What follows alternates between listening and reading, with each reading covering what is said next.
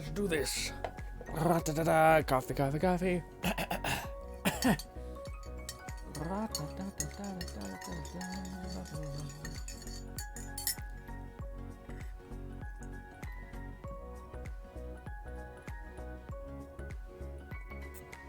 Don't say that, Nub. Don't say that.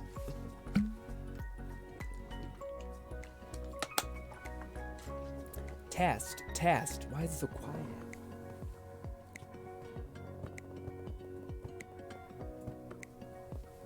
Is it louder now? Test. It's fine. Well, it looks still kind of quiet. It's fine. Ooh. What's good? Ladies and gentlemen, how is your Saturday going? Oh my God. Ooh. Lone says, what's up, Grim? What's good, Lone? Nothing's up. It's pretty normal. It's a pretty average day. I'll be honest, this whole week, my man, has been...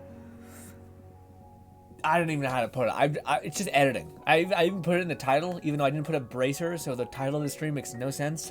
It just seems like, I think all of it is not connected. I think the title of the stream, unless it got fucked up, is, what are your thoughts on this Dead Space game? Cold. That wasn't attached to the first sentence. It's just cold in Canada right now, and in my overall home, because we're not trying to burn power, so we're not turning on the heat as much. Anyways, don't want to talk about. And then what was the other thing I said? I don't know. Oh, and then I spent the whole week editing.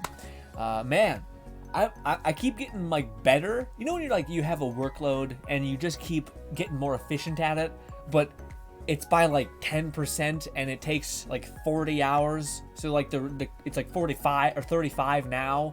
So it's like, oh my God, 5 extra hours, but still 35 hours for like editing. It's a lot. It's a lot.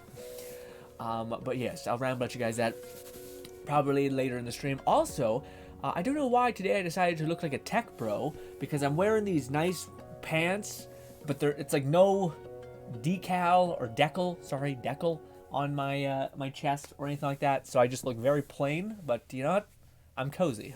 So yeah, this is a very soft shirt, all that. Also a hydrate, I did that, but it was behind camera. Let me know if it counts or not, Nanny. Also, Nanny, how are you? What do you call it? I was gonna say something, I want to ask you about it. Shit, I don't know, I kind of want there to be a game that we're all playing again, but I don't know if we're ever gonna get that for a hot minute. Because all the games coming out, there's no like co-op, bigger kind of game. The only game that's on my radar right now is Forspoken. And I think one of y'all will say one other one, and I'll be like, that one too. But also, what a good time for me. I got into VR at the perfect time. Because there's nothing happening for months. Actually, so I'm like, oh my God, have you heard about this game called Into the Radius? Or Blade and Sorcery? It's such a good time to go back and play games that are like cool, but you never had time for. Anyways, also I just got this because it looks great. Just a great trailer. Nanny said, Nub says, here to bring my patented negativity because of the world is too positive. Don't say that. Also, did I take my pill today? My thyroid pill? I don't know. I hope so. But what do you call it, Nub? I still haven't watched Dragon Prince. I actually have like a list I make every Monday of like what I need to achieve essentially. And I have it's really hard for me to gauge how long things will take a lot of times. Anyways, so I on the list I said like by Wednesday I'll finish the anime that I'm watching, and then I'm like, you know what, I'm gonna go and watch the one that Nub has been suggesting forever, Dragon Prince. But then before that I had filmed another video of and yeah, that I've been editing that for 4 days. So yeah, turns out there's a reason why there's a 10-minute video opposed to a 20-minute video. Because shit. Yeah. Alone says, since when is the world positive? Are we in the state? It's true. It's true. I think people who have a proclivity for maybe nihilism. That is yeah. It's like they're permanently in a world that is cold. So when there's heat it feels all the more hot. Okay? And when we live in worlds that is more warm, the cold is that much more cold, alright? And then it says, great. You're doing good. Nice. Awesome, man. I love to hear it, buddy. Love to hear it. Man. Yeah, I remember, I don't know what it is. I don't feel like there's a game. I don't know. I feel like for a while there, we were jumping to games like, it's like a Monster Hunter game, but it's like all cell shaded and like cooler. Not cooler, but it's like a different version of it. But yeah, I just feel like there was always like something to do with a different spin, and now there's been not that much. Nub says, I just watched a YouTube video explaining a story about a dude who killed his family. He didn't want his parents to be disappointed in the fact he couldn't graduate from college. I don't know what it is about that whole thing. I know that's like the same thing. I don't know what it is. There's a lot of people who love that. Like the whole like true crime thing people love. Like the whole like watching murders and being like, oh my god, yeah. There's that, and then there's the same subculture on YouTube like recounting these horrible murders and horrible people.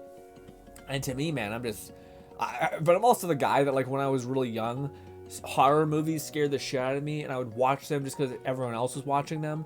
And then my dad told me like, why the fuck are you watching that? No. And this is my dad, my biggest hero in the world. He says this like, that's ridiculous. These people are crazy. Why are they watching horror movies? And for me, it like instantly validated my feelings, and also like, fuck everybody. Okay? Me and my dad out here just trying to have a good life. Okay? I don't want to corrode the soul. Okay? I'm not gonna be ignorant. I know horrible shit exists. Nub is my filter for it usually. Like, hey, you can get stabbed to death. Okay, thanks. I don't need a constant refresher of it, but I appreciate the heads up. Yes. It's above 0 degrees today, but yesterday was fucking 30. Yeah, I think it's partially that we're like not trying to turn on the heat, so just by winter proxy, it's kind of just a little chilly, which is good because sweater weather. But it's a little bit past that for my neck of the woods. Although my neck of the woods specifically, our specific town, got to the second coldest place in the world. So as far as like cold in Canada, we're on the fucking bleeding edge of bad. Of like, you will die. Like, I think, no, but a couple days ago it was minus 40 something with the windshield, which, by the way, Nub, I didn't know this. Fluff shattered my whole world, and I still don't know if I 100% believe him, but he was saying that it's not windshield, it's something else. Wind something. Help anybody? Wind something. Yeah, it's wind. Yeah, so I forget what it was. Wind chill. That's what it was. Wind chill. Is that just my town, Nub, or in Canada is it largely referred to as windshield and not wind chill? Yeah, because in my neck of the woods, that blew my mind. I googled it, and Google was like, no, it's called wind chill, and I was like, what? For my whole life, it's been called windshield, and I've moved 3 towns, so maybe it's just Alberta, but I don't know. Shit. How was your day, Lone, by the way? Also, just finished an anime. Which one was it? I know you told me you were watching one, but I can't remember. I'm sure if you told me a little bit about it, I'd kickstart my memory. Nub says, Dark Tide is a great party game, though. Ooh, I agree. Dude, Nub, I had a complete 180 on stream. I was trying not to shit on the game because it's taking a little bit of time. But I still don't know how I feel about the loot system. I still feel like it has the Vermintide problem where you have to like sacrifice 5 of your children and like 50 years, and then you'll get a legendary finally, and you're like, wow. But I'm hoping it's viable. You can get them quicker. We'll see. But yeah, there's something really nice in a game. It's the same thing that like Borderlands has, where like you finally sync up to what you want from the game. This happens within builds usually, where like you'll finally get like 2 skill points that like on melee hit trigger of 15 seconds of massive fire rate. And then you have another one that says like when you get a kill, you increase movement speed. And then you have another one that's like all of your range damage gets stored as one massive melee hit spike of damage. So you can shoot, you run up to an enemy, pop them with a melee, and then it triggers all these buffs to happen. That's awesome. Like it's this feeling of things locking into place, and you're like, yeah, and you're like a rattling chain gun finally kicking up, and that feels great. But for such a long time within Dark Tide, I was like, I just feel like I'm playing this gigantic ogre, and I'm the first one to get blitzed, like nothing. I'm just dead immediately, and it pissed me off. And then finally, we got a shield, and in the middle of the stream, I was just like, maybe I didn't do a good job expressing it, but I was just like, okay. I can play this game now. I'm having a good time. I finally feel like not only am I in the role that I want to be in, but it feels satisfying to actually be. Granted, I don't know if any other class has that.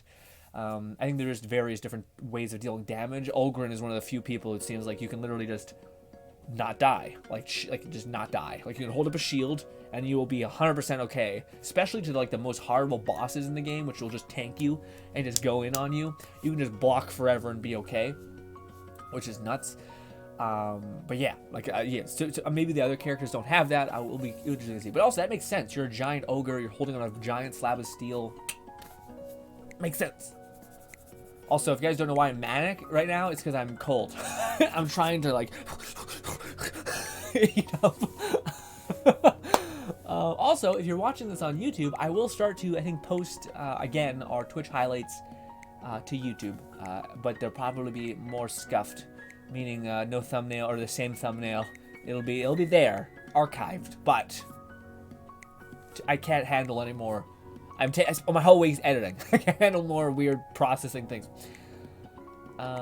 Maybe refresh? Refresh what? Come on, mouse, connect. Ooh. Why is it not? Come on, let me work with me.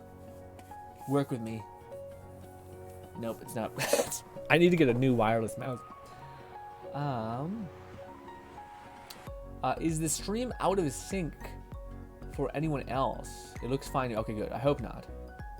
Good call though, Lone. If stuff like that happens, best to yell at me quick. And if you could at me, that way it appears in red. That way I'm like, it's not like 10 minutes till I get to it. Although it still could be. If I'm in a flow, I'll just keep talking. Dauntless. That was exactly what I was thinking about. Yeah. Well, Dauntless is fun. To me, it's the same thing with like a lot of games that have like a really interesting formula. I think the formula itself needs to change. Like that's something that to me, I keep looking at YouTube videos and it's all I'm doing also. And any other time I am looking at pattern recognition basically and commonality. That's one thing I see a lot within certain channels that have like succeeded immensely and then tapered off, which is the way they've tweaked their format is basically just like a game essentially. So they're like, hey, you know, we always play multiplayer games and shoot the shit. And that's a good format, great for funny moments or whatever. But there's not like a complete shift of format. So like in terms of Dauntless or even Monster Hunter, I think is better about this. But I think Monster Hunter should have. I think it's the reason why like Skyrim and whatnot is so good is because yes, you have fetch quests, but yeah, you also have Thieves Guild, which is an entirely different way of playing. You can literally pause the combat and just run into people's houses and just fucking steal a bunch of shit. You can also just go and be a murderer and like there's different complete ways to engage with the thing itself. And with Dauntless, it's like you're always killing animals and like beating them to death, essentially. But you can do it with a club, and now you can do it with a bow. Monster Hunter is a better example than Dauntless because you can literally like they've just hyper complexified the weapon arts. But even still, I still find myself like, okay, we're fighting a lizard. Now we're fighting a bony lizard, and now we're fighting a mound of flesh, I guess. Yes. And we have to just keep dodging and hitting. It's still a fun game, but to me it has that feeling of it dwindles quite quickly, like the format gets stale, I guess. That's kind of what happened with Dauntless too. But also it could just be me. It could just be like it's natural just to get bored with the game, you know?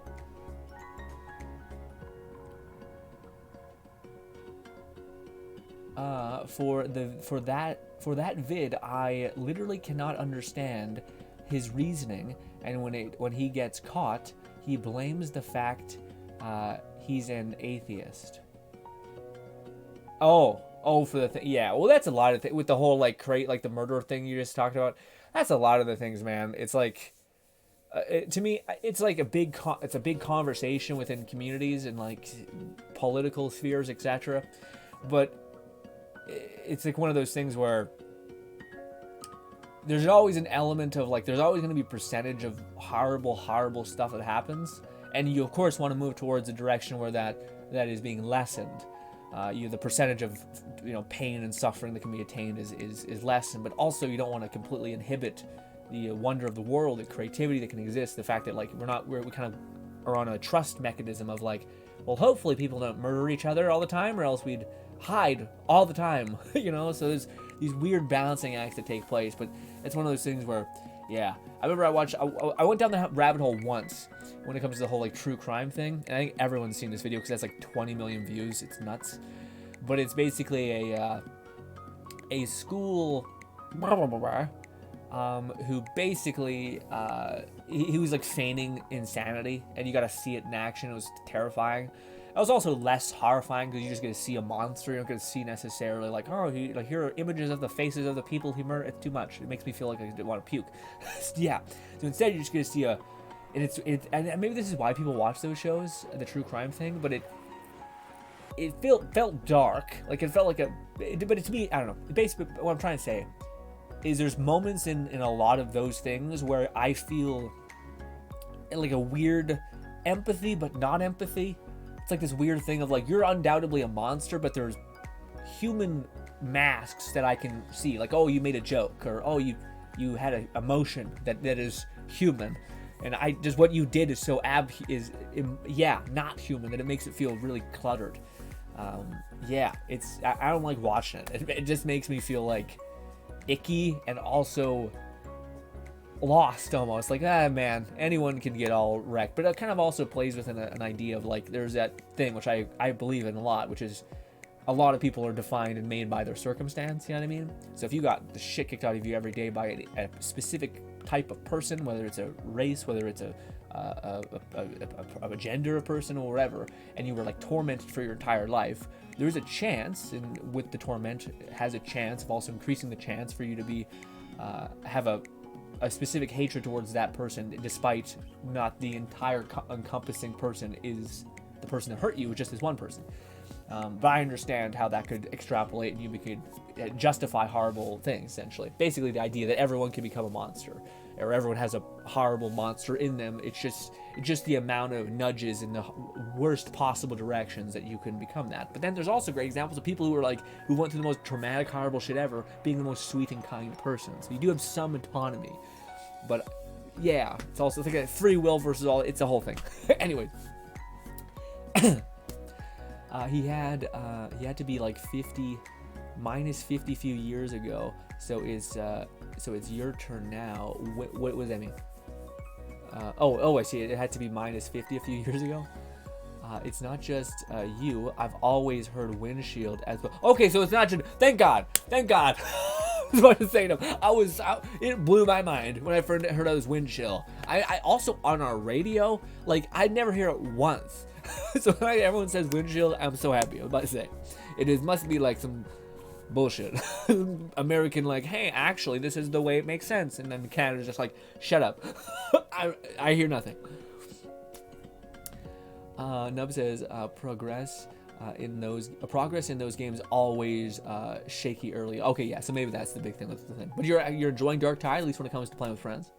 But it tends to even out later on. Okay, I hope so. Yeah, also, to me, I feel like I might be fucking myself up, Nub, with Dark Tide. We'll play Ulgrin, because Ulgrin is the selfish class, essentially, where I think, I'm not sure what it was, but I think there was something where, like, you can trade weapons if you're not an Ulgrin, because Ulgrins only have big-ass fucking weapons that nobody else can use. So I might be screwing myself by making an Ulgrin and being like, yeah, I can't use him to power level my other people by giving them XYZ. They're still level lock stuff, but still. Also, I can't comment on the Callisto Protocol, but my brother can't stop talking about it. You should bring your dog to hug, so warm yourself. I mean, yeah, my dogs are all the way over there.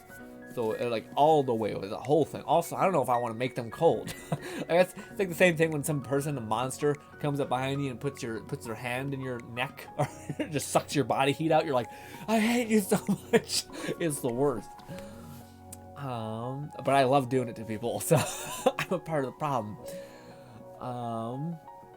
But on the topic of the Callisto Protocol, I want to ramble at you guys for that for a little bit, because to me it's such an interesting test case, because I think there's, I don't know. Well, one, I think it's getting lit up because of how good God of War is. Like, I think contrastively, whatever you want to, I don't say that, I didn't say the word right, but in contrast to God of War, which is such a mechanically sharp game, the game seems like it has weakness when it comes to its repetitive mechanics. So like dodging gets very annoying, and like it's always dodge, hit, dodge, hit, and they don't like scale it up immensely to where you can like dodge, hit once, drop an enemy, move on to the next. It seems like. Anyways, but my whole point is when I look at it, my general thoughts of the one Dead Space creators game, it looks really good to watch. Outside of, I imagine, when you eventually see the game in the experience, which is like, oh, you're another enemy to beat to death. Ooh, another enemy to beat to death. Ooh, a hand jumped out of the wall. Like, eventually, I think the game, it's funny because I think it's too long, or it needs some sort of variability. Because I think there was like puzzles in Dead Space, to which made it gave you a break from like resetting the scare, I guess. But anyways, regardless, my thought on it is it looks great. Like, I'm watching a person play it, and it just looks visually amazing, and the story looks good enough, to where I'm like, oh, okay, we're a hillbilly trucker kind of space guy who made a bad choice and feels probably bad about it, and yeah, but it looks great. Also, it's violent as hell. So yeah, to me it looks neat. I don't think the biggest issues people have been saying is that it just is poorly optimized and it's a little repetitive in the gameplay, which I could see. But the first thing that stood out to me is like the dodging is razor sharp, but is still dodging essentially. Like, it's back to back to back to back of what you're going to be able to see. Like, if they increase the time to kill and just you could drop these xenomorphs fast, then I think that would help the game immensely. I don't know why more games don't do that, man. I after playing like Half-Life Alyx and just installing that mod that increases time to kill, it's my favorite thing. I'd much rather get dropped in one bullet than sit there and shoot an enemy 60 times. It's brutal. Nub says, I recommend you get a power play mouse. Okay. It's $400, but worth it. I don't usually use mouses to play video games, or else I'd consider it, but $400. Woof. Yeah, I'm best I can do 150, maybe. 60 probably. Although this one I think was $200, but it was an old time. It was a long time ago. It's still not a great mouse, but it was the only mouse that I could find that was small, because I can't have a giant fucking saucer on my thing. The point of these games is to hunt. What do you mean hunt? Oh yeah, yeah. No, I get it. To me, but I think there's games like arguably the point in XYZ games are to do X, but it's good to have Y, Like Monster Hunter, I think even knew that, which is like, there was like quest systems where it's like, oh, you can like quest, and if you wanted to break from the excessive monster hunting, you could collect resources and make like potions and stuff for yourself. So there's still something else to do. This is kind of one of the issues I think I'm seeing with the Protocol game is I'm not playing it, so I can't really talk to it, but what I see people get frustrated with, and what I can see is like an intrinsic pattern, is that the gameplay is going to get repetitive really quickly, specifically within the melee combat. Gun combat's different because you can always pop an arm and a leg and a chest and have physics where an enemy is groveling at you and then you bash them in the head, and I don't think that'll get repetitive because there's enough in between that spreads everything out. But the dodge melee things I think could get pretty not good pretty fast. You're talking as a Monster Hunter casual. That's true, yeah. There's probably people who love the absolute shit out of the rhythm. I guess I understand it too. I always enjoyed playing Destiny with strikes, but I don't know if I'd enjoy it as much if it was only strikes. It was the fact that it was like the open world aspect of some levels and things like that, and playing with your friends, so like that. When you're a veteran, each encounter is its own mini puzzle to complete. That's true. I can see that. Yeah. And when you're a hardcore player, the game becomes mundane again. Yeah. Nub says, I personally prefer the one where you have no way to empathize with the people. It's about like that one. Yeah, no, there's definitely ones where like my whole point on the whole like when I watched that one of this person, they showed like a I don't know, maybe it's just like within the modern day, there's like people who do like video recordings of their face. And like talk like, hey, it's been a rough day, you know, and then like, oh, this person does horrible action. I seen one on like it was like a meme basically on a meme app, but it was one where a person was like talking with their friend, and this person like hours later did a horrible thing, killed a lot of people, but the like 2 hours beforehand he's like shooting the shit with his friend, and it's just like it almost feels, it's good that it feels too human, because it's like, oh, anyone can like completely lose themselves in madness and hatred and frustration and just give up, and that's what that looks like. And the idea that you're not so far away from that, or if you are, it's a building thing that makes the problem seem way more complicated to deal with, because you can have a person that has no real signs of being any XYZ, and yeah, you know, but yeah. Lone says, how's the channel that may or may not exist, Grim? If it exists, I'll find it. I might I might have 2 videos in play right now. One, it was horrible. It's a great video, but it's a brand new channel. I didn't help the momentum at all.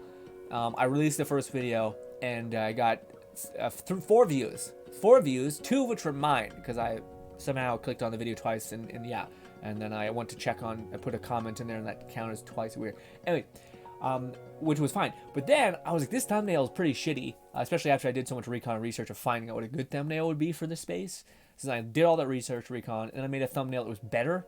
And then I was hyped because it increased by like 40, a bigger percentage. It went up to 15 views without me doing anything. No promotion, no nothing. Huge, all right? Massive. I'm not even kidding. It's actually crazy. It's just the jump. And it was also suggested beside things that are actually relevant to it, which I like. Again, it's the issue of like, oh, god damn it, this keeps getting suggested when in like vlog channels. And it's like, no, this is not the place to say this is what it's relevant to.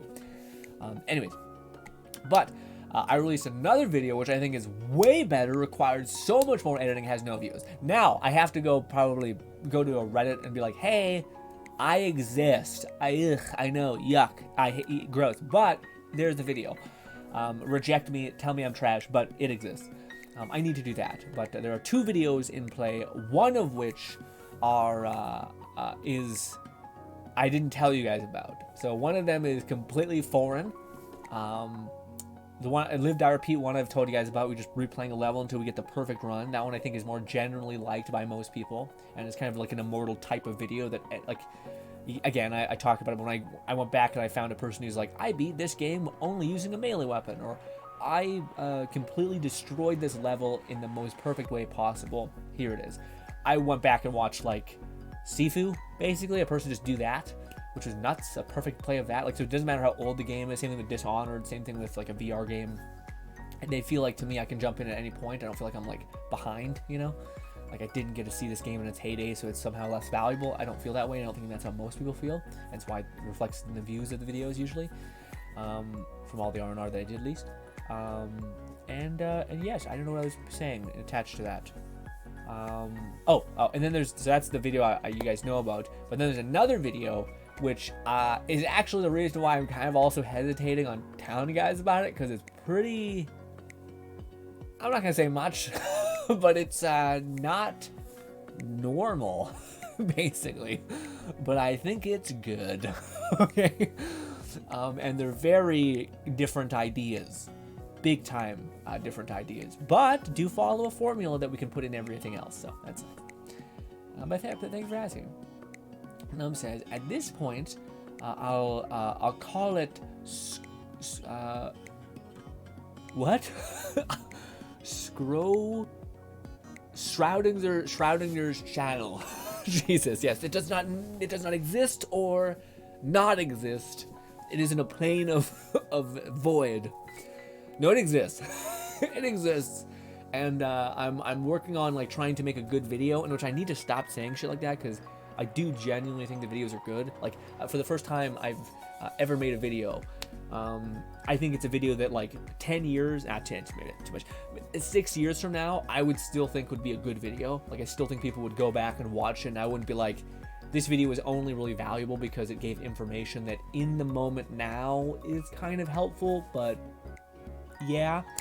Which is kind of the content I want to make. I want to have an archive of videos on this channel that are all really good, and you could get into at any point and you'd be fine. The issue is making them connect, basically. So yeah, and it's whenever I yell at you guys to go see what's happening with these channels, there's a weird thing with me where with one of the things I've done, with the series of us perfectly playing a level in VR, I put story in the beginning and the middle, or the beginning and the end, meaning like there's a weird narrative being told, like a story that I'm just making up essentially, and that it's good, but it also makes it so like it's a little bit weird. Like I could see a lot of people being like, this is cringe, I'm leaving, which is not great, but it also does connect to make you kind of want it. And also it does refer to the next video and every other video, because it's pretty easy. I just go to like,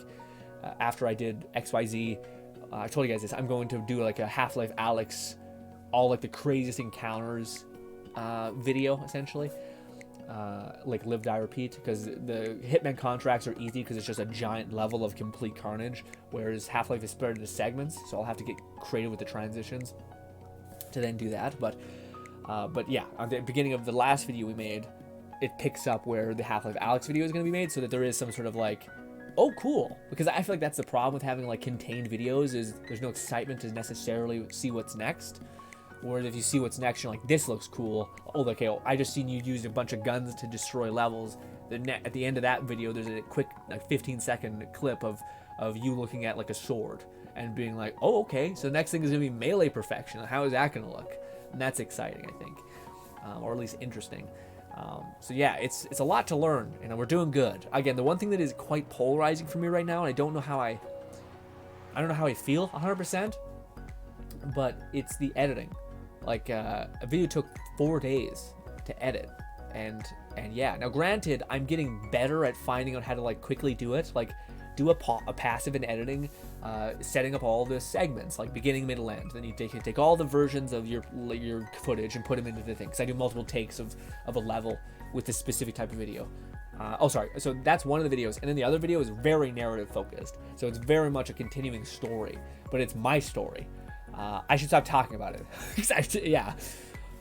It's got a goofy, fun, meme like a title, which I like. But yeah. The good news is the channel has no momentum right now, which is nice, because I would like to have because my whole thing is I want to get like at least 3 videos on the channel that are like uploaded within a 1 month-ish type thing.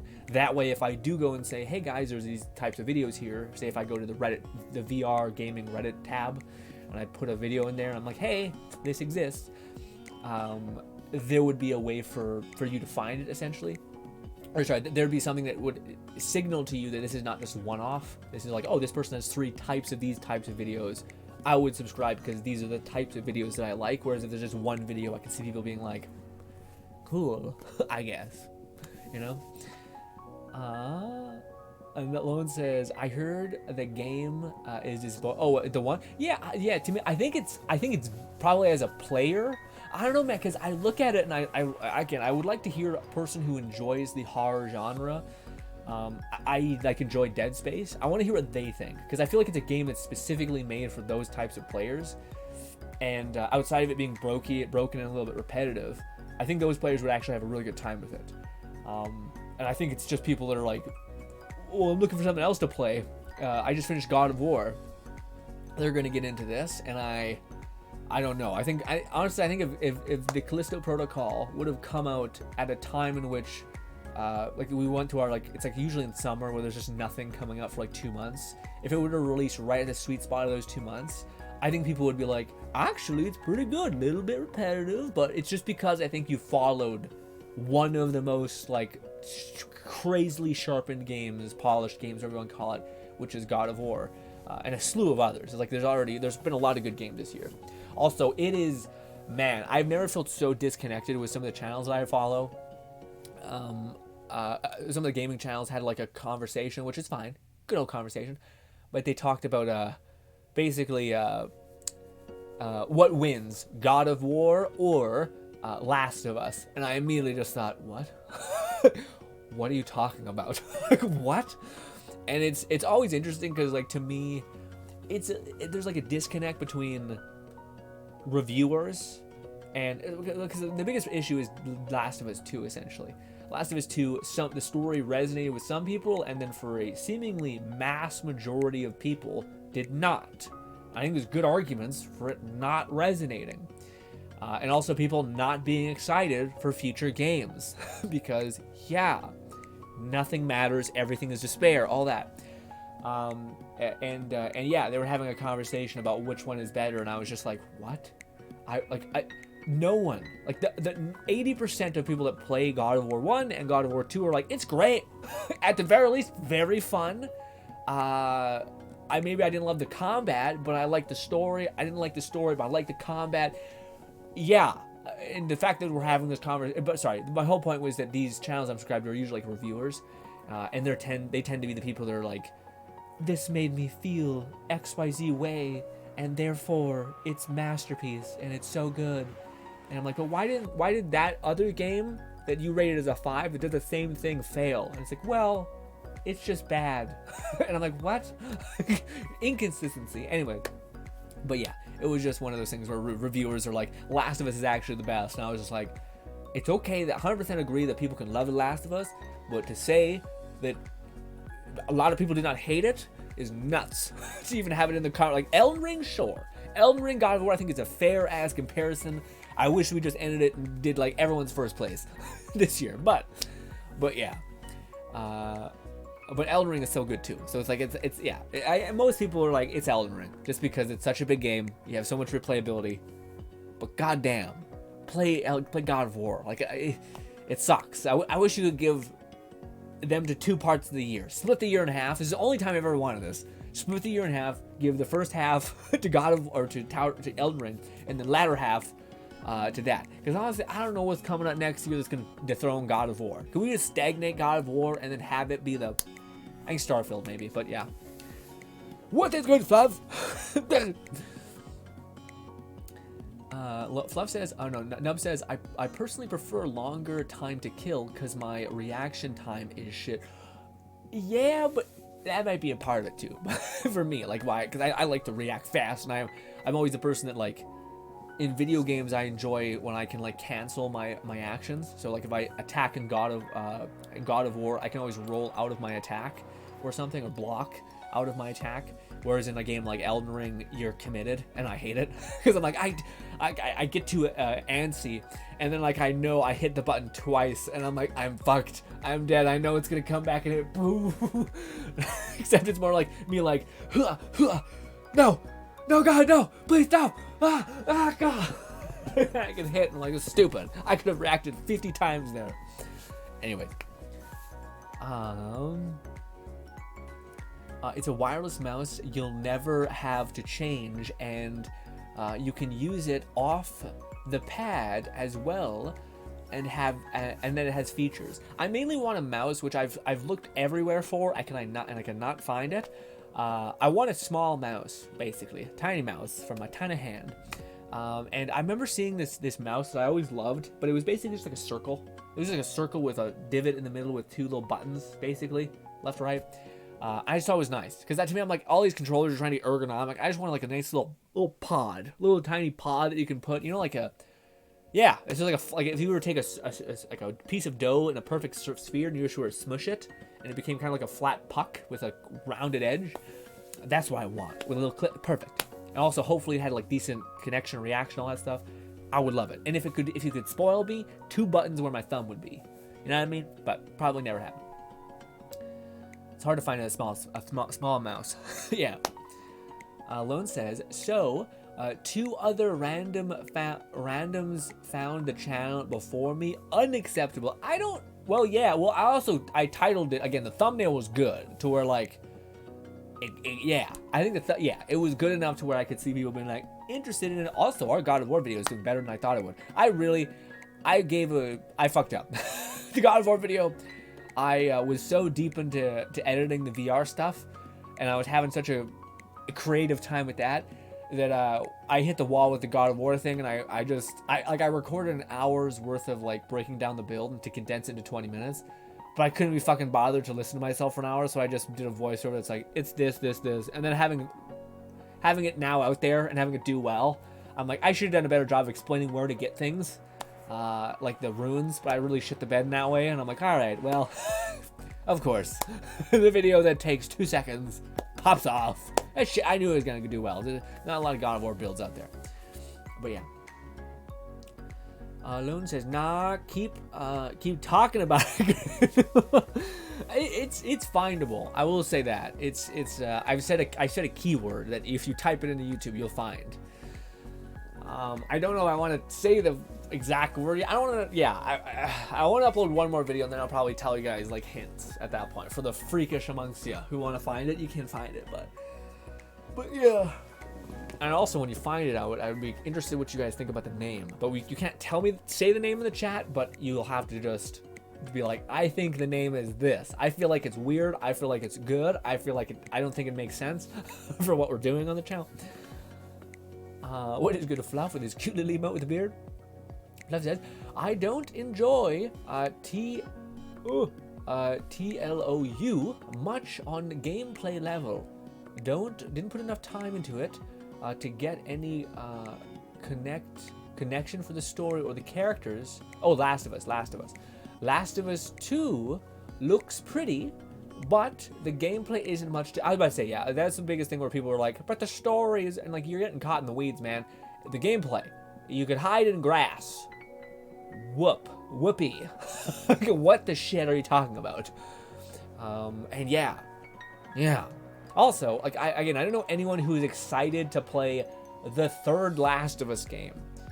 I know almost everybody who's fucking juiced to play the third God of War game.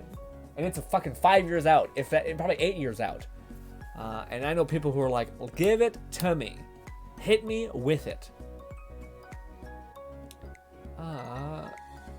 For the story of the characters, Last of Us 2 look pretty good. Isn't much different, and the writing / story completely put me off. Yeah. Again, to me, it's funny because I think the Last of Us story could have theoretically worked. Like, I think it would have made sense. The issue is, I think they have the thing where, like, Joel was a character that was not particularly like an incredible gem of a person, you know? So they were like, oh, here's this new, outside of Ellie, this new character that's also kind of reprehensible or decently kind, but not like overtly kind, and still has like her motivate. Yeah. But in the reality, it was like, no, the reason why Joel hit so hard is because Joel, everyone has, or everyone knows of, or like has a grandparent or something that's very much that like stoic, typically probably toxically masculine person who's like very quiet, very like reserved, but also dependable and kind, but quiet, and yeah. And also we knew where his pain came from, so it was better, opposed to this time where they're like, no, we're only gonna show you her pain at the end, maybe, or whatever. And it was like, who cares? I don't know, there's so much about this story. Whenever I hear people say like it's so good, I'm just like, I don't know how. Like, I could like, if you define a story being good by an emotional response, sure. I define it by like interweaving threads that pull you and push you in certain directions. I love that shit. Like, again, one of my stories that is pretty rough, but I just like it a lot, is the what is it called? Dead Man Wonderland. It's like the most conflicting story I have, but it's written in such a way that is quite clever. Like this like antagonist and the best character in the show is like pulling these little puppet strings to make you have a love-hate relationship with the fact that you're rooting for a monster almost, or a version of a monster. Anyways, yeah. Same thing with like Parasite. Parasite does a good job of that. Horror shows in that way do really good. Lone says Last of Us went from good game to get it out of my sight. Yeah, and again, who would have? And I think it's like, it's very rare that a game is so corrosive that it devours the previous. which to me, who actually enjoyed to some extent The Last of Us, I don't think I ever liked it as much as other people. But yeah, I know like so many people, like to me at least, The Last of Us 1, I shouldn't have even played. Like I shouldn't have even played it. It was made redundant the entire time. It's like basically it's like, hey, by the way, also man, the end of the fucking Last of Us pisses me off so much. Like I don't know how anybody can justify that. Sorry, Last of Us 2. Where she like 2 seconds, she's murdering the shit out of everybody in the most violent way imaginable. And then at the very end, she's like, you know what? I just hate it. I don't know how anyone can be like, yeah, yes. It makes sense if she was hesitating this entire time to kill these bad people, but nah. She was just like, everyone can die, but the person that is actually proven to be demonstrous and to not need reason to enact. I can understand if Ellie was like, at the ending shot, she kills the person and like puts a gun up to her head to be like, I am the problem. I'm just like, this is how it goes, etc. Ugh, I don't know. Like, or the world is cruel. This is like, it's a, yeah.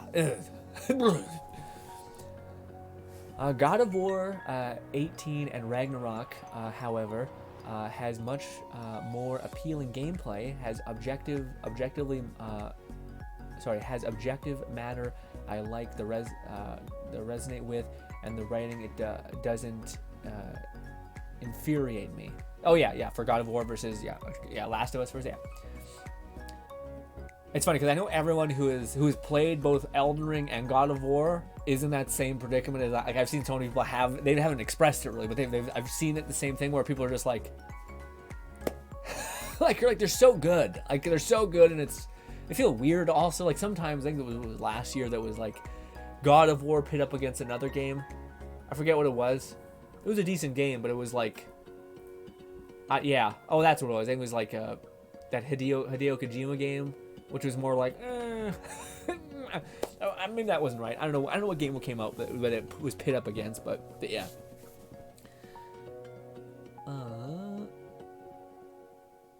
Naughty Dog successfully went from a game dev with a series adored Uncharted to one I despise. It doesn't help that the thing Last of Us is the greatest thing ever since sliced bread, and it caused me to have an aversion towards even the main voice. Yeah. Also, but wait, one sec, Fluff. Naughty Dog, it went from good to you despise? Why do you despise Uncharted? What happened to the last game? Because I never played the final conclusion of Drake's story where he's like an old man with his wife. What was it about that game? As a person who's never experienced it, please spoil it for me. What happened in that game that made it feel like it turned into something that you didn't like? Fluff says, Lone says, after playing Ragnarok, if I had to rank all 8 God of War games, I rank it like this. Number 1, God of War 3. Okay. Yeah, the one where you're fighting, you're like going through Olympia. That makes sense. Ragnarok. God of War 2. God of War 1. God of War 2018. Really? But you're also an OG God of War fan, so I guess that makes sense. Ghost of Sparta, Savage Chains of the... Okay. I would have... Yeah, interesting. I thought, what do you call it? God of War 1 would have come back on the higher up on the list, I suppose. But yeah. It's funny, though. It's probably a good sense because, like, to me, the fact that there is crossover, because, like, both... I think it's a challenge to, like, to redo the formula, because I don't know if you would... Like, what is the thing? The previous... I think that actually may line up in that way. Ghost of Sparta or Chains of Olympus. I think it literally lines up to where, like, the older games are lower on the list. So, like, before the reboot, the games that were right on its tail, those are the games I think people put as less good, I think. I don't know the exact chronology, yeah, but I think that's right. So I think that's a testament to how, like, they were able to reinvent the formula and keep them cooking again, to where you as a fan are still interested. And again, you do need a new format. You can't just be like, here's the format that everyone knows plugged into it, the same thing. So I think it's nice to like for them to kind of rework the wheel and like take the highlights of the old format as like callbacks and goofy fun, you know. I would like to add the fact that Themis could see you while hiding in said. Yeah, yeah. What do you call it? Certain people can see you. Fluff says, "Hell, they even sound." Hell, they even sound my opinion on Uncharted. Oh, sorry, they even soured. That's soured. They even soured my opinion on Uncharted with the game and the standalone expansions. Yeah, I see that with the girl. Yeah, I could see that being like it would be better if they rebooted it, I think. Not at all a fan with the direction Naughty Dog had gone. I don't think I'll touch their products until they change the direction. Yeah, I think the same thing. Yeah. Well, to me, it's just like it's one of those things where one of the reasons why Uncharted works so well, I think, is because so many people just enjoyed Nathan Drake. Because Nathan Drake is like a toned down Deadpool essentially that doesn't heal but is immortal. Weird, but yeah.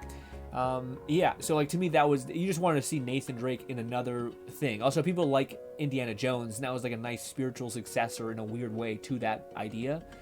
And yeah, and to me, like the idea that, again, I don't know anyone who's really excited for Last of Us 2. I'm sure they exist. I've not had any encounter with them.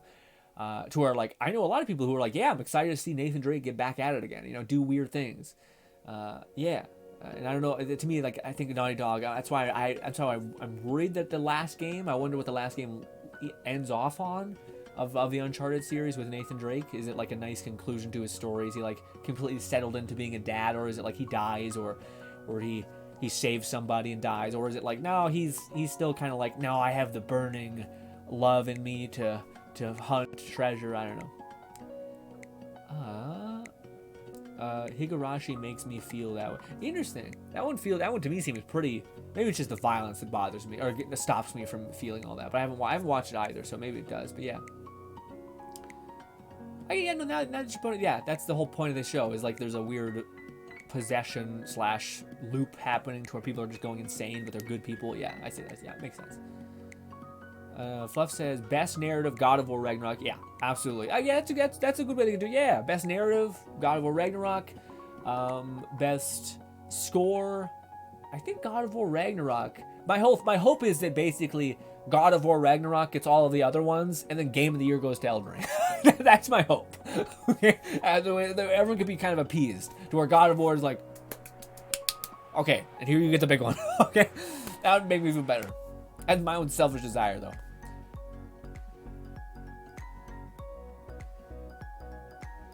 Fluff says, I mean the devs.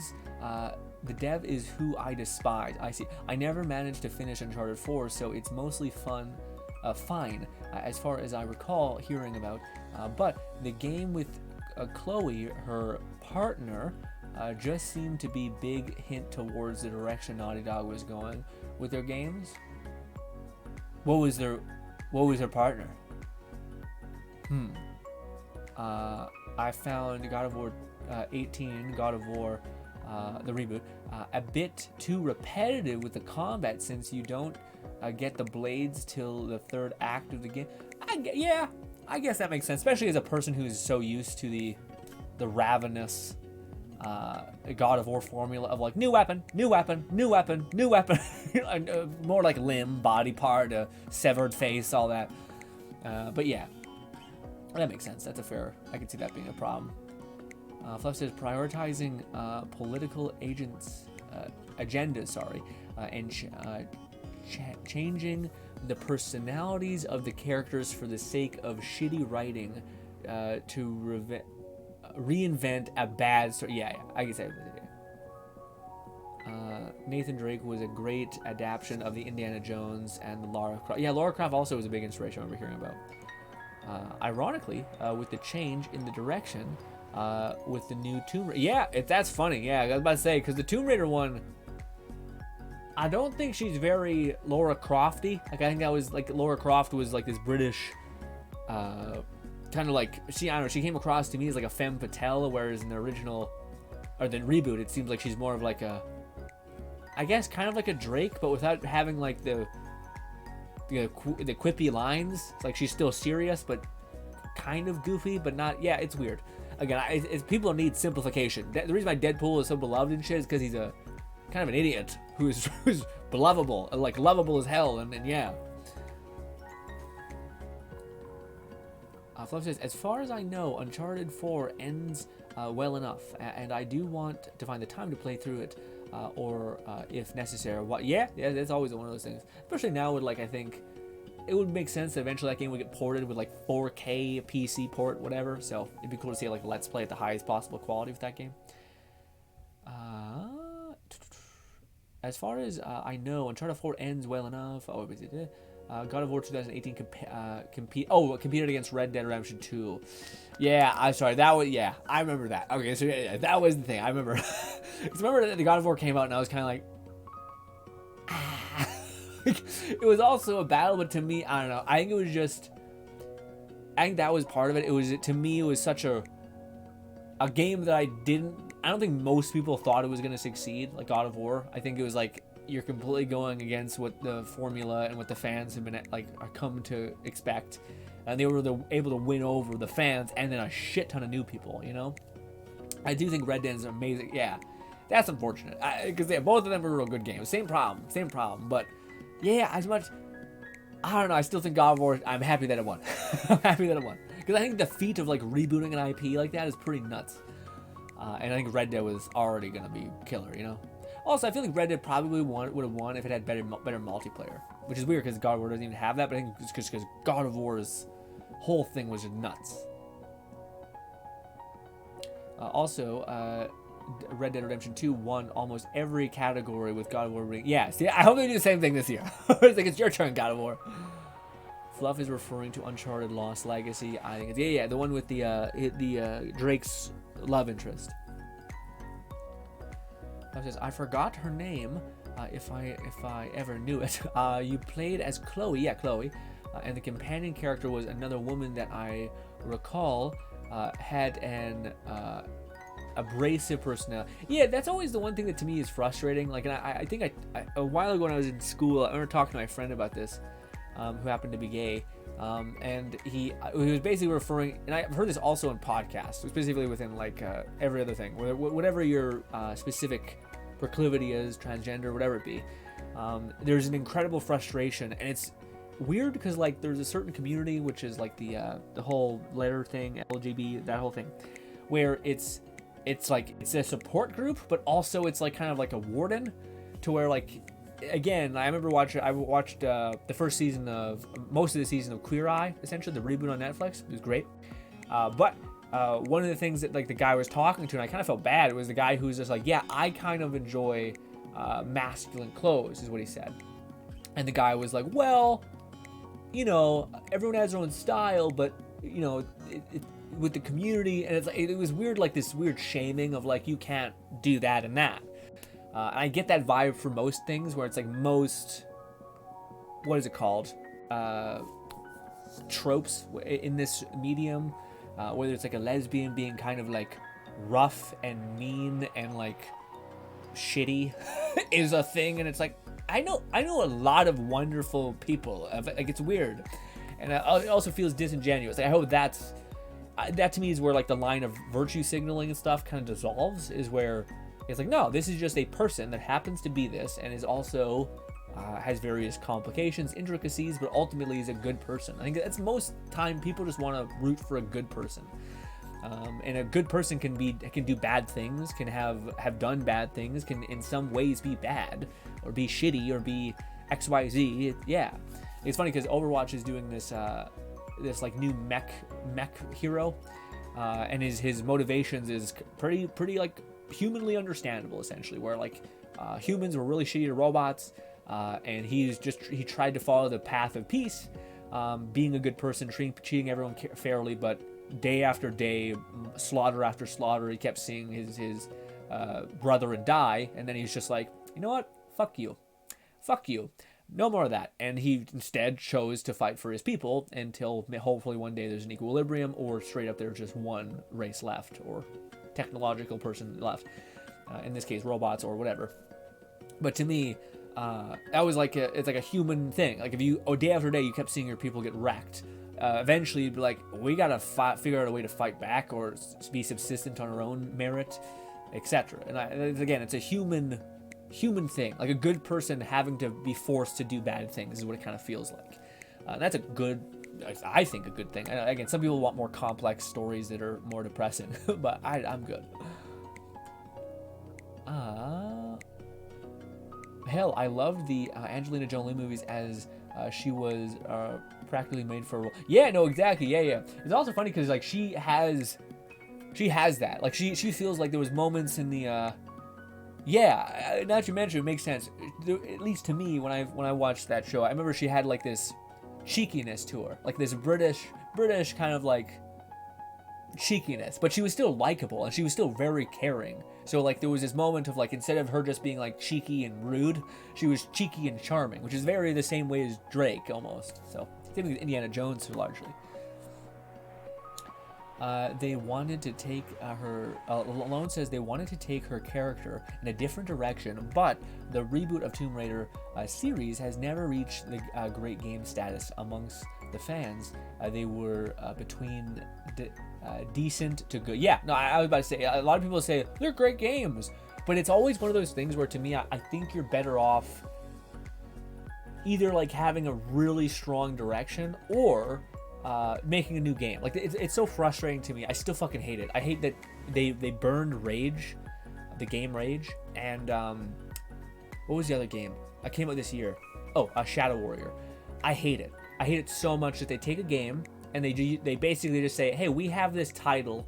Let's slap it on something that is not even like near what this game is. That's what God of War did so well. Like I didn't hear many fans of God of War say, this is trash, this is not my God of War. It's like, nah, it's enough of where I feel like it's still giving me what I kind of wanted. Lone's point is basically like, I'm used to more weapon variety and the combat being more intricate. I would have loved that.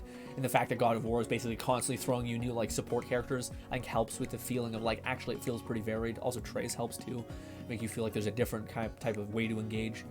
And yeah, so yeah, that makes sense. Fluff says, I was also a part of the bow are the new hotness trend in games. Yeah, for sure. Yeah, bow is, I'm kind of I always prefer when a game gets goofy. Like, what was it? I think it was Far Cry. Back when Far Cry had some balls. Sorry, didn't mean to be mean, but I remember there was a weapon in Far Cry where it was basically just like a compression gun, where you'd sit there. Was it Far Cry? Maybe not. Maybe it was from Far Cry. I remember there's a gun where you take a bunch of beads and you like throw it in the thing, and then you'd pump the shit. No, maybe it was Metro. No, I know. What is it called? Metro Exodus or whatever. But regardless, that was kind of what I preferred. Like some sort of weird, what is the cool factor of a bow? Like it's reusable, it's a different thing, it's kind of, anyone can kind of make its piece together.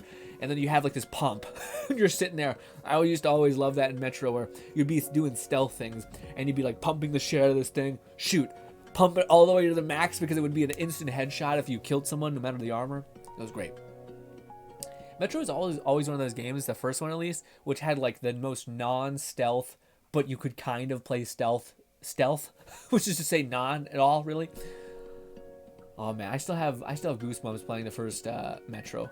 I regretted not playing Exodus because it looked good, but it was one of those games that, again, I wish games knew what again I keep coming back to this, but like I just watched an interview with Todd Howard, and he talks about like how an open world game, to him at least, there's an atmosphere and a feeling, and like it's funny because the interviewer Lex was basically asking him like what makes a good game and all these things, and he keeps trying to get this out of him, but he always comes back to the same thing, which is like a very still moment, which is basically like when you look at your environment, if you were to pause, what is the thing that makes the world feel like you're there? And it's like, it's the wind hitting your ears, it's the sway of the branches, it's the sun peering off, it's the tiny little fire or camp off in the distance that you can see. It's like this, there's these silent things that make an open world game so good. And I think so many companies have gotten the wrong lesson for open world games, which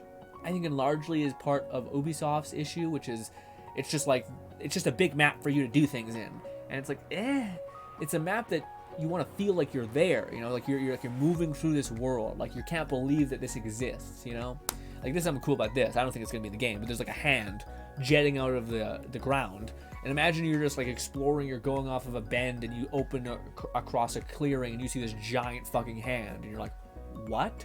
Or you see this giant like weird post-apocalyptic heavenly town radiating whatever. You see that and you're like, holy shit. And then as you're moving towards it, you pass a stream and you hear the trickling water. Maybe you hear a bark, and the bark starts getting louder. You turn your corner, you see a wolf jump at you. Like, these are the things that like make the world feel like a world, and not just like I'm in a playground where I can slaughter everything. You know what I mean? And like, ew. I would say this about the God of War 2018 game. A lot of people who got into God of War through the reboot kind of talked about shit about the original games, which they never even tried. I would like to. That's true. I think I might have been in some ways those people, but that was just because to me I like when you get to the 5th game in a series, you need to change a lot. I'm sorry. It's too much to just be like, well, it's the same kind of a situation. Even though you may love the formula, I think the 5th game, you should be like, you know what? Let's try an open world God of War. Let's do something. Let's do something besides the same. And yeah. And honestly, God of War weirdly feels open world without being open world. It just, the levels are so big, and yeah, maybe it's just because there's loading screens, or like you can't fast travel. It just feels like, all right, I'm gonna head over there, and you walk through a gate and you do the whole thing. But yeah. I think I was one of those people because I had enjoyed the shit out of not all of the God of War games, but the one where you Crota dies or gets stabbed through the stomach. I watched that one. I loved it. I played that one. But then the subsequent ones to me just looked indistinguishable from the thing I just played a bunch. You know, as much as I think the combat could be cool and etc., it was just like, to me, and maybe I'm just that player, but it always dissolved into what was the most efficient kind of sorta. And what was the least hard to pull off. So I would just jump in the air and just Blades of Chaos, just fucking spam the shit out of it. I wasn't going after score, I wasn't going after prestige. I was just murdering enemies at the fastest rate I could. I remember that being one I usually would go to. So to me, I was hungry for a change. But for people who really enjoy the formula, I could see them falling in love with it, you know? Like for me, again, I would take 8 Fables that are identical to Fable 2, but with different stories, maybe different levels. Maybe like one new system, like oh, in the sequel we added wings and devil wings. Ooh-wee. In the next one, we gave you the ability to, there's guns now, and it's mostly a gun game. Sure, whatever, something. Yeah, I would have loved that. Or this game is purely magic, so there's only magic to be used, because it's a faraway land in the world of fuck it, who cares? This. So I understand. If you have a deep love for something, you'll go, what's this thing? Thank you for the hydrate. I am already getting hungry, so I need to drink some coffee. Oh. Fluff says, I at least appreciate that there has been a, oh god. That there has been, oh my stomach. Oh, sorry, I got like a bubble in my chest. A handful of Tomb Raider crossovers that include both of the classic and new Lara Croft, like Rainbow Six Siege and Brawlhalla. Yeah. Do you like stuff like that? I don't know if I love stuff like that. Always, to me, it feels kind of like a, fuck it. We need to make money on this IP that we own. Sure, take it. You know what I mean? Sometimes it's done cool. Other times, to me, I'm just like, why is it here? I don't like that my character that I'm used to seeing here is here. You know, and there's some games that work. Like, I think there was, Lone was saying that in the OG God of War, or in Mortal Kombat, they ported, I think it was God of War, Crota into the game, which was sick. That actually kind of makes sense. But then when you see, like, again, most things are in Fortnite now, it's a little weird. Yeah, when there's like, to me it kind of makes sense when, like, what was it? Like in Assassin's Creed, there's like, here's these old Altair skins or whatever, you know, you can throw on your new guy. That kind of makes sense. Although it always feels a little off Like when you're running around in like pristine white clothing in Assassin's Creed. I want to say Assassin's Creed Ragnarok, but I don't know if that's true. But the newest Valhalla, Assassin's Creed Valhalla. It looks weird. I something about me that I'm like, this doesn't seem right. You know what I mean? Yeah, for me, I have nothing against the reboot of the God of War game. It's still the thing I love. Only thing I change is that you just slept it with a different color of it. Yeah. That's why I thought. No one says. Yeah, after God of War 3, it was Ghost of Sparta. Ascendance is the only game of the 8 which I feel doesn't need to exist. Interesting. Is it because of the story has always kind of got you, where you're following Kratos, through this paces essentially? And I feel like that's pretty cool. That'd be the only thing that would make me want to finish them. But also, that's the time, man. Back when those games were coming out, that was kind of the formula of video game. It's like, the combat is good, very rarely gets improved, but the story is good enough to where you're interested in it. There's also no one coming for that lunch. There's ain't nobody covering the at least not like them, like the not Norse mythos. It's like it's everyone's favorite mythos. Not Norse. What's the other one? Titans, all that shit. Greek. There we go. Greek mythos.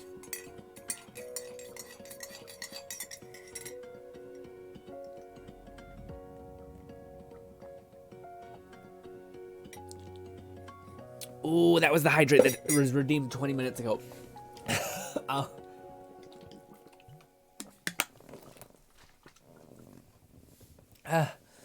Also, Elden Ring, nope. Starfield, don't know why I get them mixed up.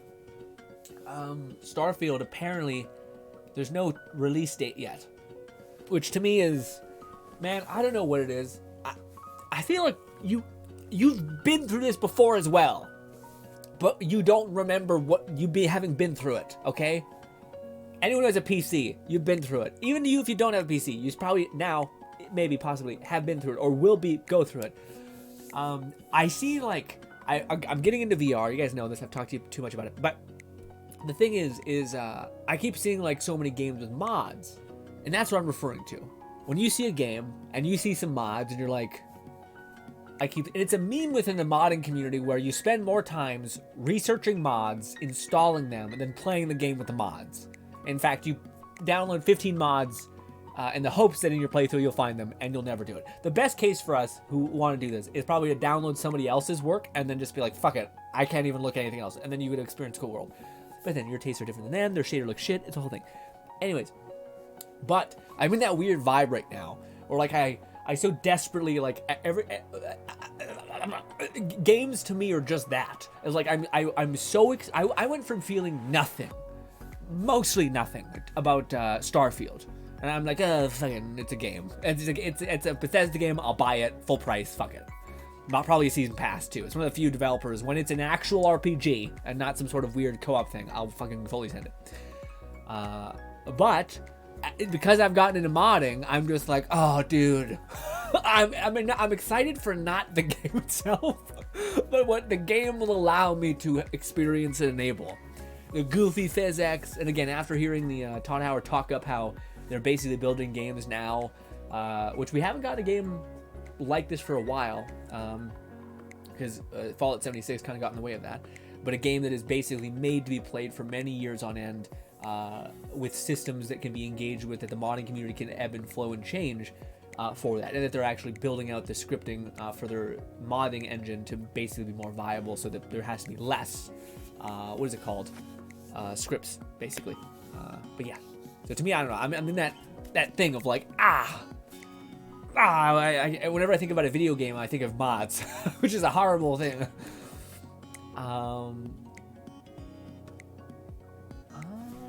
Catch up. Fluff says, I accept that the original game as their own complete story, similar to how the Witcher games actually are a spin-off from the books. The books have a definite end of Geralt's story. The Witcher 1 and 3 was essentially a what if scenario. Yeah, what do you call it? I'm curious about how do you feel about the new Witcher? Because to me, I'm really excited for the new Witcher as well. Because I don't know, to me, as much as I like Geralt a lot, the wolf and like what the wolf represented in gameplay to me was very kind of balanced, I guess, you know. But after playing God of War and like having a build with a spear, I think the one guy, it's like a puma or something, some sort of like other animal that is going to be the next protagonist or whatever, the next Witcher guy. And I'm excited. Some people really dislike reboots. I really find them, as long as they like reinvent enough to where I'm like, okay, instead of you having like 5 spells, you have fast weapons and a shit ton of spells or something. Like that to me is exciting. This new way of engaging. Yeah. So to me, how do you feel about that fluff? Oh, it says it depends on the game. Oh, I see. Yeah, the thing. They had an ambitious, open-ended finale of Crota's story in the God of War 3. Oh, no, I see. That's what you're referring to. Gotcha. About this, I see. That's what you're referring to. I was getting a little bit lost. And allowed them to take it with their direction. They saw fit, which was the Norse reboot comedy. Yeah. That's also though nice though. Like, it made me feel what is it called? Secondary happiness.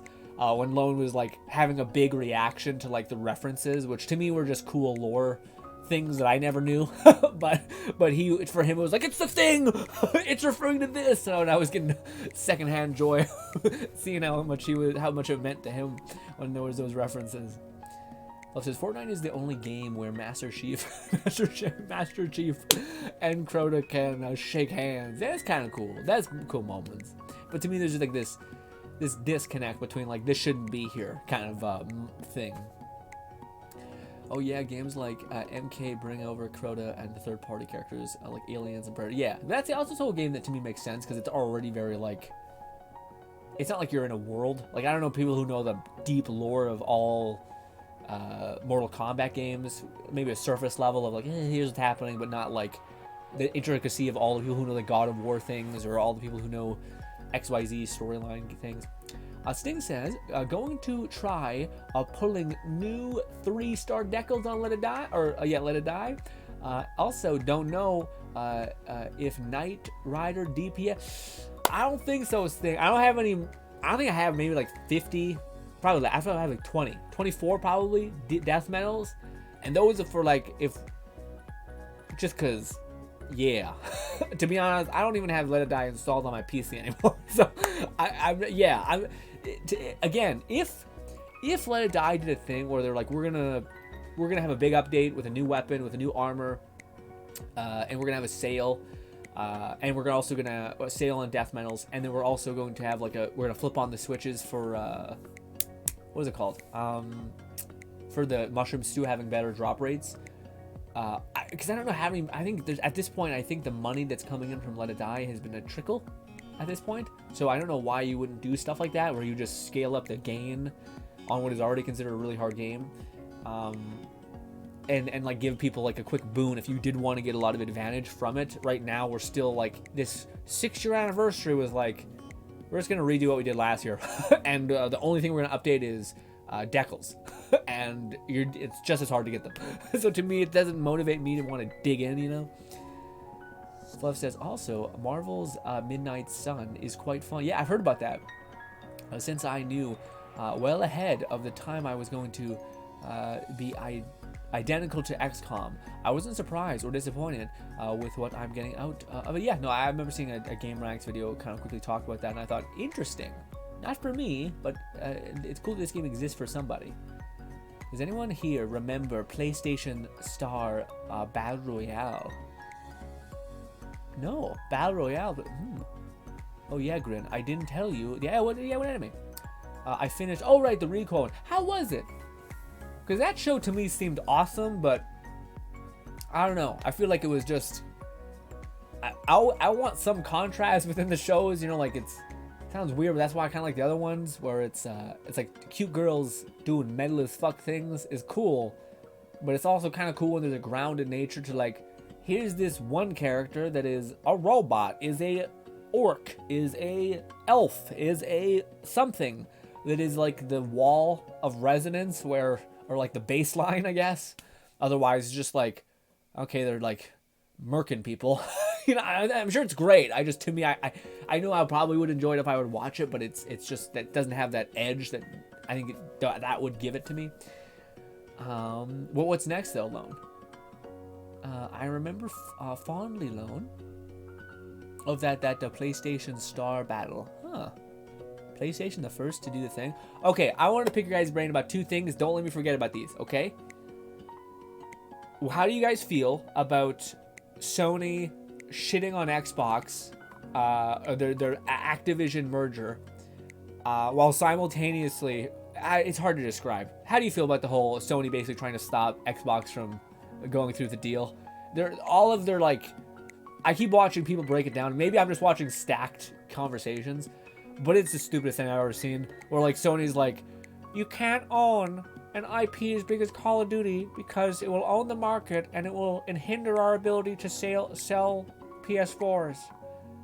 By the way, we just bought Destiny, which is the second most sold game or something, right behind Call of Duty, and now it is exclusive to PS4.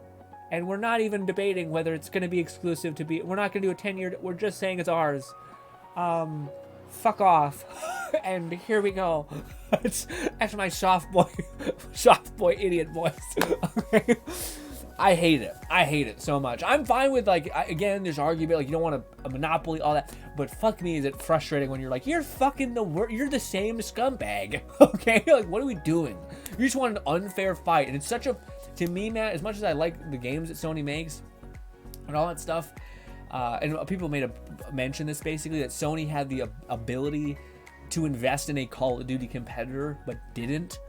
So, like, arguably you could have foreseen this happening and produced and kept investing in a Call of Duty competitor, and you didn't. So now you kind of want this thing that's, yeah. Also, I understand, like, also Xbox, it just doesn't make financial sense for them to lock down the thing. The worst case scenario, they would say you could buy, it's cheaper to get, buy Game Pass, you'll get the goddamn Call of Duty game for free, and a bunch of maybe annual currency in the paid as a service type of stuff, and then Sony will just have to buy the full. Yeah, it doesn't make the most sense. Anyway, but to me, it's I was gonna say something about the merger again, and I lost it. God damn it! But yeah, largely to me, it just makes it feels very hypocritical, and oh, that's what it was. I just want Blizzard to be bought by Xbox, basically. I just want a Blizzard. You can have Call of Duty. I just don't want the horrible people at Activision and Blizzard to have their gross hands on good IPs and etc. The only thing is that EA still has, unfortunately, Dragon Age, which is, it'd be cool if, yeah, if Xbox could buy that or Sony could buy that. I just want, yeah, I want less shitty, fucky bastards to hold good games. All right.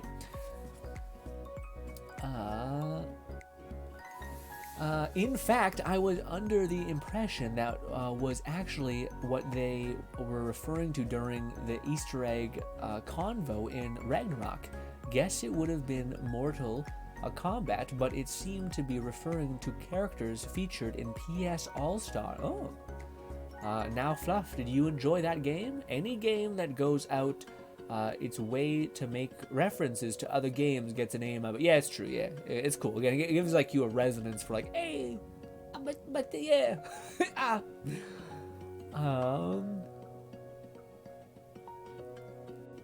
Sting says, okay, understand. Yeah. For the I think a PlayStation New Star program. What's that? Alone says, I loved it. The main character and the duo, they are so wonderful. Okay, it's good. Yeah. Again, there's people who enjoy, like, there's another one, though. I think you played the mobile game, and I heard about it, just the anime. But it was, yeah, it's basically like a martial arts harem, but not with a dude. It's just like a girl who's surrounded by martial art teens, essentially, with all varying looks, I guess. But yeah, that was also another one I think a lot of people enjoyed. Plus, I did, but I have a higher tolerance for games than many tend to. It's a core mechanic. We're a bit odd, but as a Smash-like, it was still great, especially seeing the interactions in the story mode. Yeah. That's to me. I feel the same way usually, and I feel like oftentimes I fall into the trap of like. Sometimes it feels like people pay attention to a negative opinion but more than they do a positive opinion, you know? And yeah, and it sucks because sometimes I feel like I'm leaning more on like, I think people could perceive me not liking a game, but I actually like it because you're really like fighting on the behalf of the people who are frustrated with it, validating what they're saying, but simultaneously being like, but I actually don't feel that way. But I kind of get where they're coming from because of these precursors, you know? I don't know the name, Lone. It's, yeah, I think it was, yeah, I feel like you would know it. It's weird. I just remember there was this weird image of it, which was really, it was one of those things where it was simultaneously not more risque than I'm used to, or that most of us are used to, but the context of what it was for whatever reason a lot, but it was like a, you know, like a string, basically, you know, like if you were to take, like, you know how like a bread is categorized in like buns, I should say, buns are categorized in like sets of 4, you know, like it's almost like if people made like a cut on each thing and they ballooned up and there's still like those deviations. Well, it was some sort of thing where like an anime woman's chest was divvied up with rope, but in like sets of 4. So there was like square sets. And I just remember it being the most visceral thing I ever seen. I don't know what it was. It was like, I seen a lot, all right? But for whatever reason, in this context, it seemed like a lot, okay? Like, this is, it's too much. I mean, and it was just like a one-off thing in this anime of like a throwaway thing where she gets tied up in rope and then bang. But I was just like, I just seen a screenshot and I was like, Jesus. It was like a blonde girl, yeah, wore like an open shirt, but somehow never deviated open. Weird, but anime. But yeah. Ooh. I think I wanted to talk to you guys about a little bit more things, but I forgot what they were. Codex just says, stay warm, Grin, on the YouTube announcement video. Thanks, man. Thank you. Where's my notes? There we go.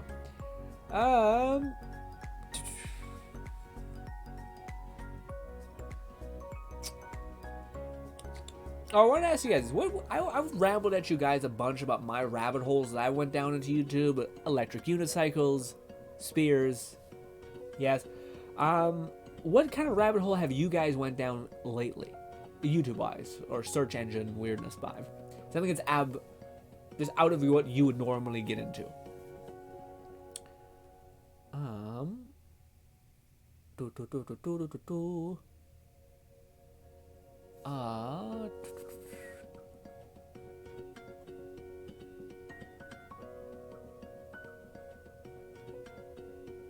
Two girls and Nara contrast so well off of each other. Taki is very grounded, serious, responsible one, and that is a good Cloud9 charm. Oh, that's nice. Okay, yeah, so the characters that are unique and they do the whole harem thing that people try to do, but they do it well. Nice. But I hope Like a Recall gets a season 2. I think it will. It seemed like the Crunchyroll thing, it seemed like it's relatively successful, if not really successful. I keep seeing clips of it do really well, so on YouTube, which I think is relevant.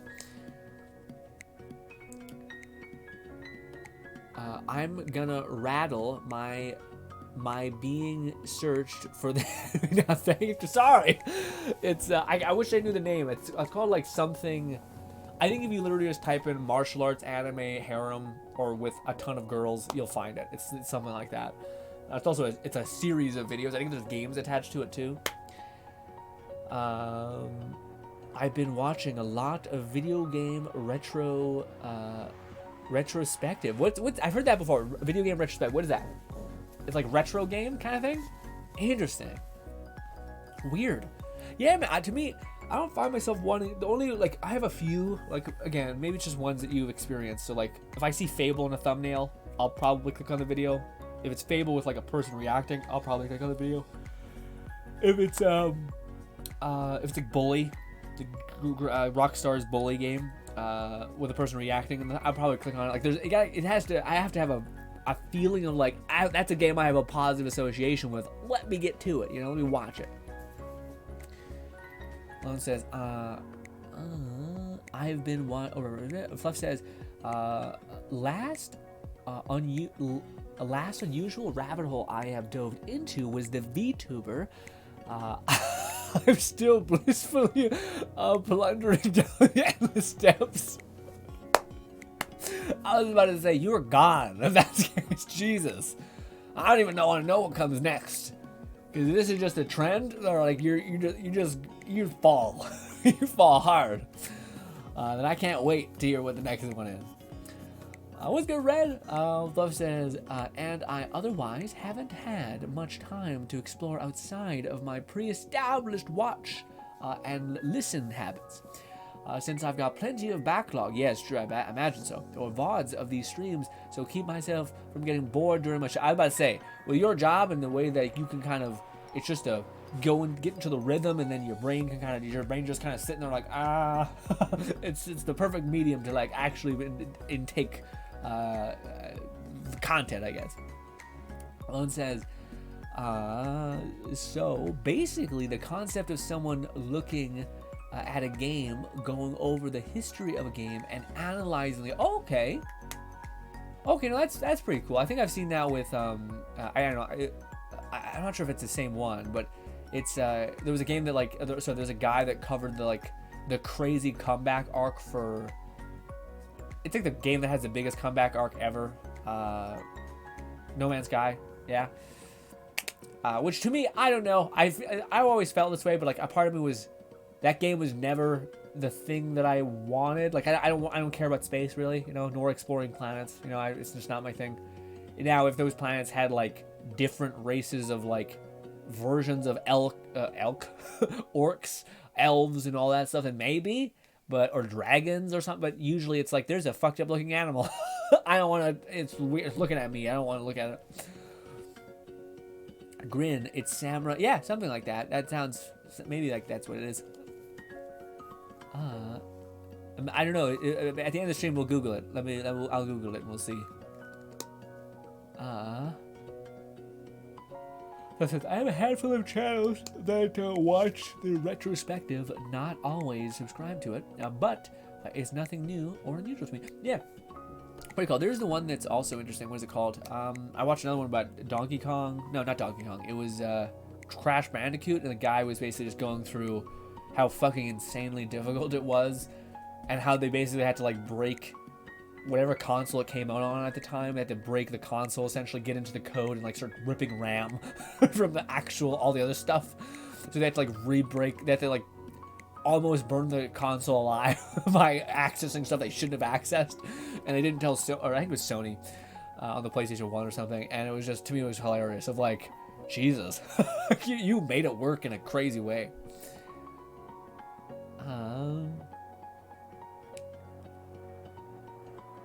Red says, as a fan of Dead Space games, especially Dead Space 3, Callisto Protocol is really Red. I was curious about that, because to me, like as a person who had enjoyed a good bit of the of Dead Space, I never really played it because I'm a baby, but I've watched like content creators chip through it a little bit.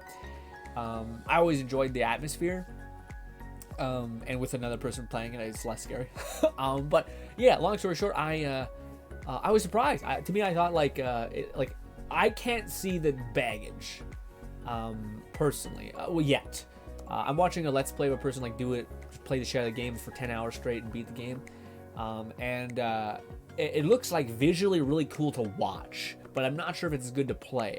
We talked about this at the beginning of the stream, but I think it's the what is it called? I feel like the melee specifically could get really repetitive. I think the time to kill could be increased. That would probably really help. But things like that I think look good, but look great. But I don't know. I thought my perspective of it was, if you like the Dead Space formula and those types of games, especially with you not having gotten it in a while, I thought those types of people would actually enjoy. But if you're, the fact that you said you're a fan of the original Dead Space and that this is not it is surprising. I thought it would have been good for the people who at least like those types of games. But as a person who's watching a YouTube video of it, it looks awesome. Also, I have the benefit of when I see a person dodge, hit, dodge, dodge, hit, dodge, dodge, hit for the 50th time, I can just tab the skip button and get to the next part of the story or whatever. Yeah.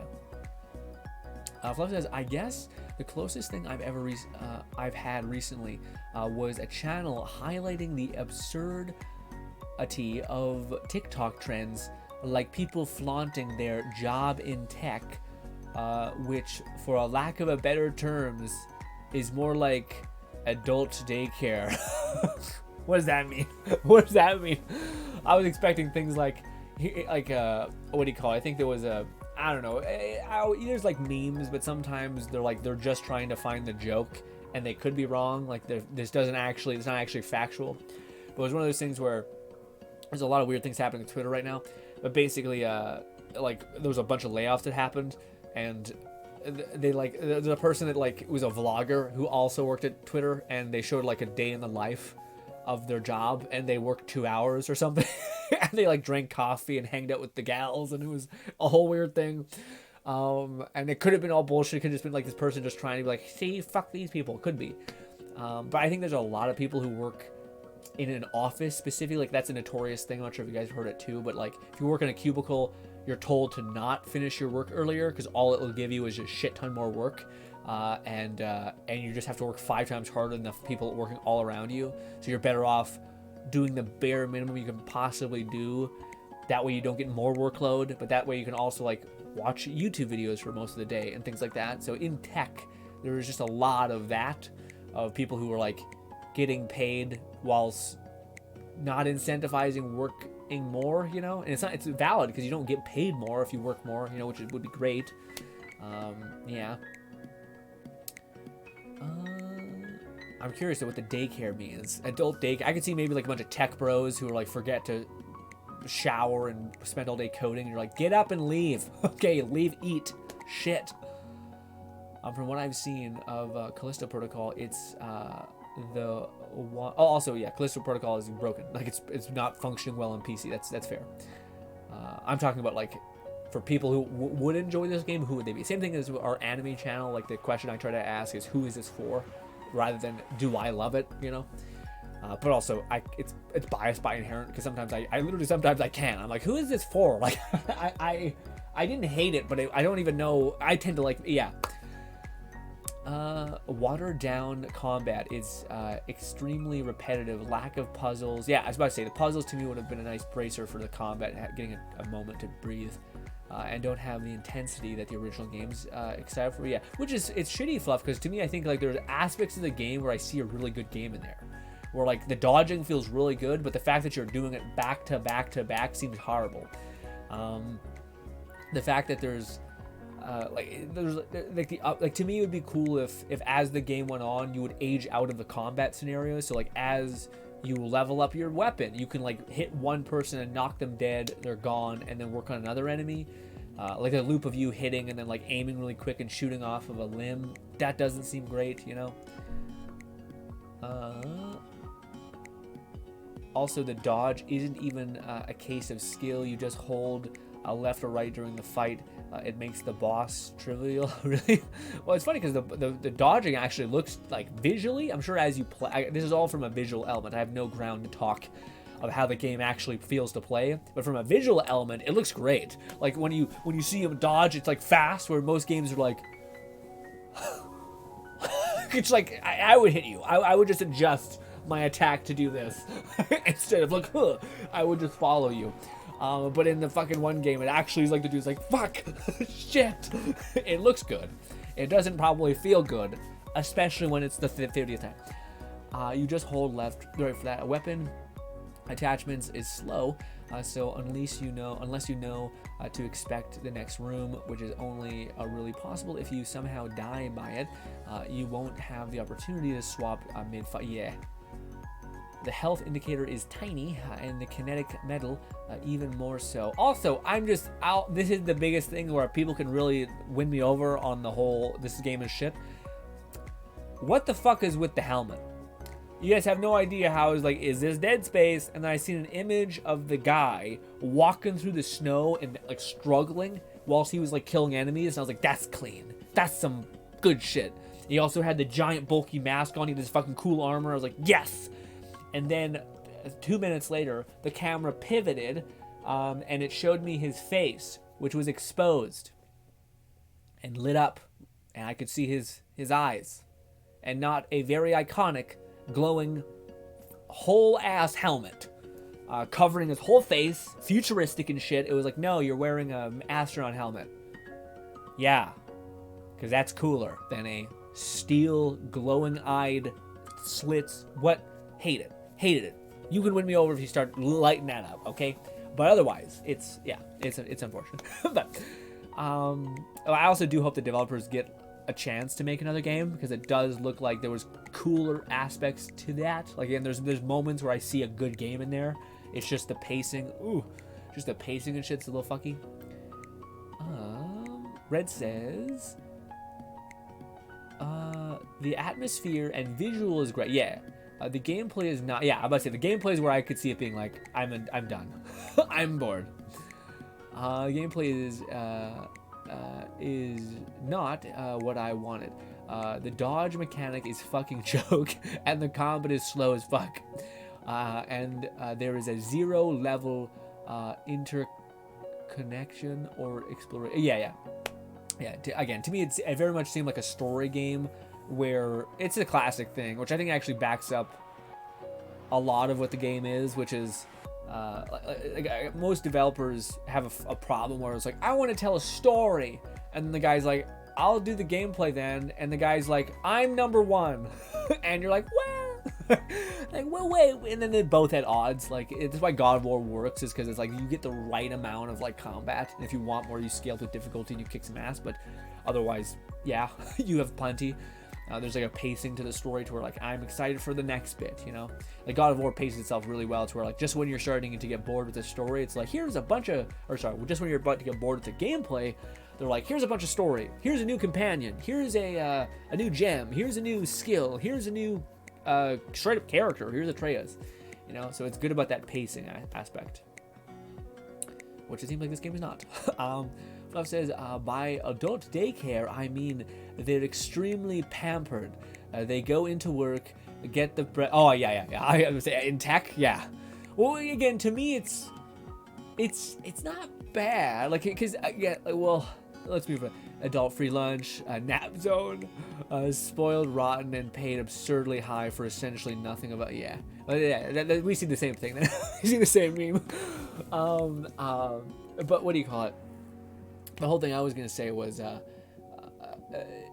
it's funny because in these last couple of years, man, my dad, who works as like he puts decals on cars, uses art things basically, like, yeah, that's his whole bit. He puts up signs, that kind of stuff. We are all given the thing, and it's hilarious because whenever somebody talks about universal basic income or anything like that, with the added advent of technology getting ever better, that your job will eventually get replaced.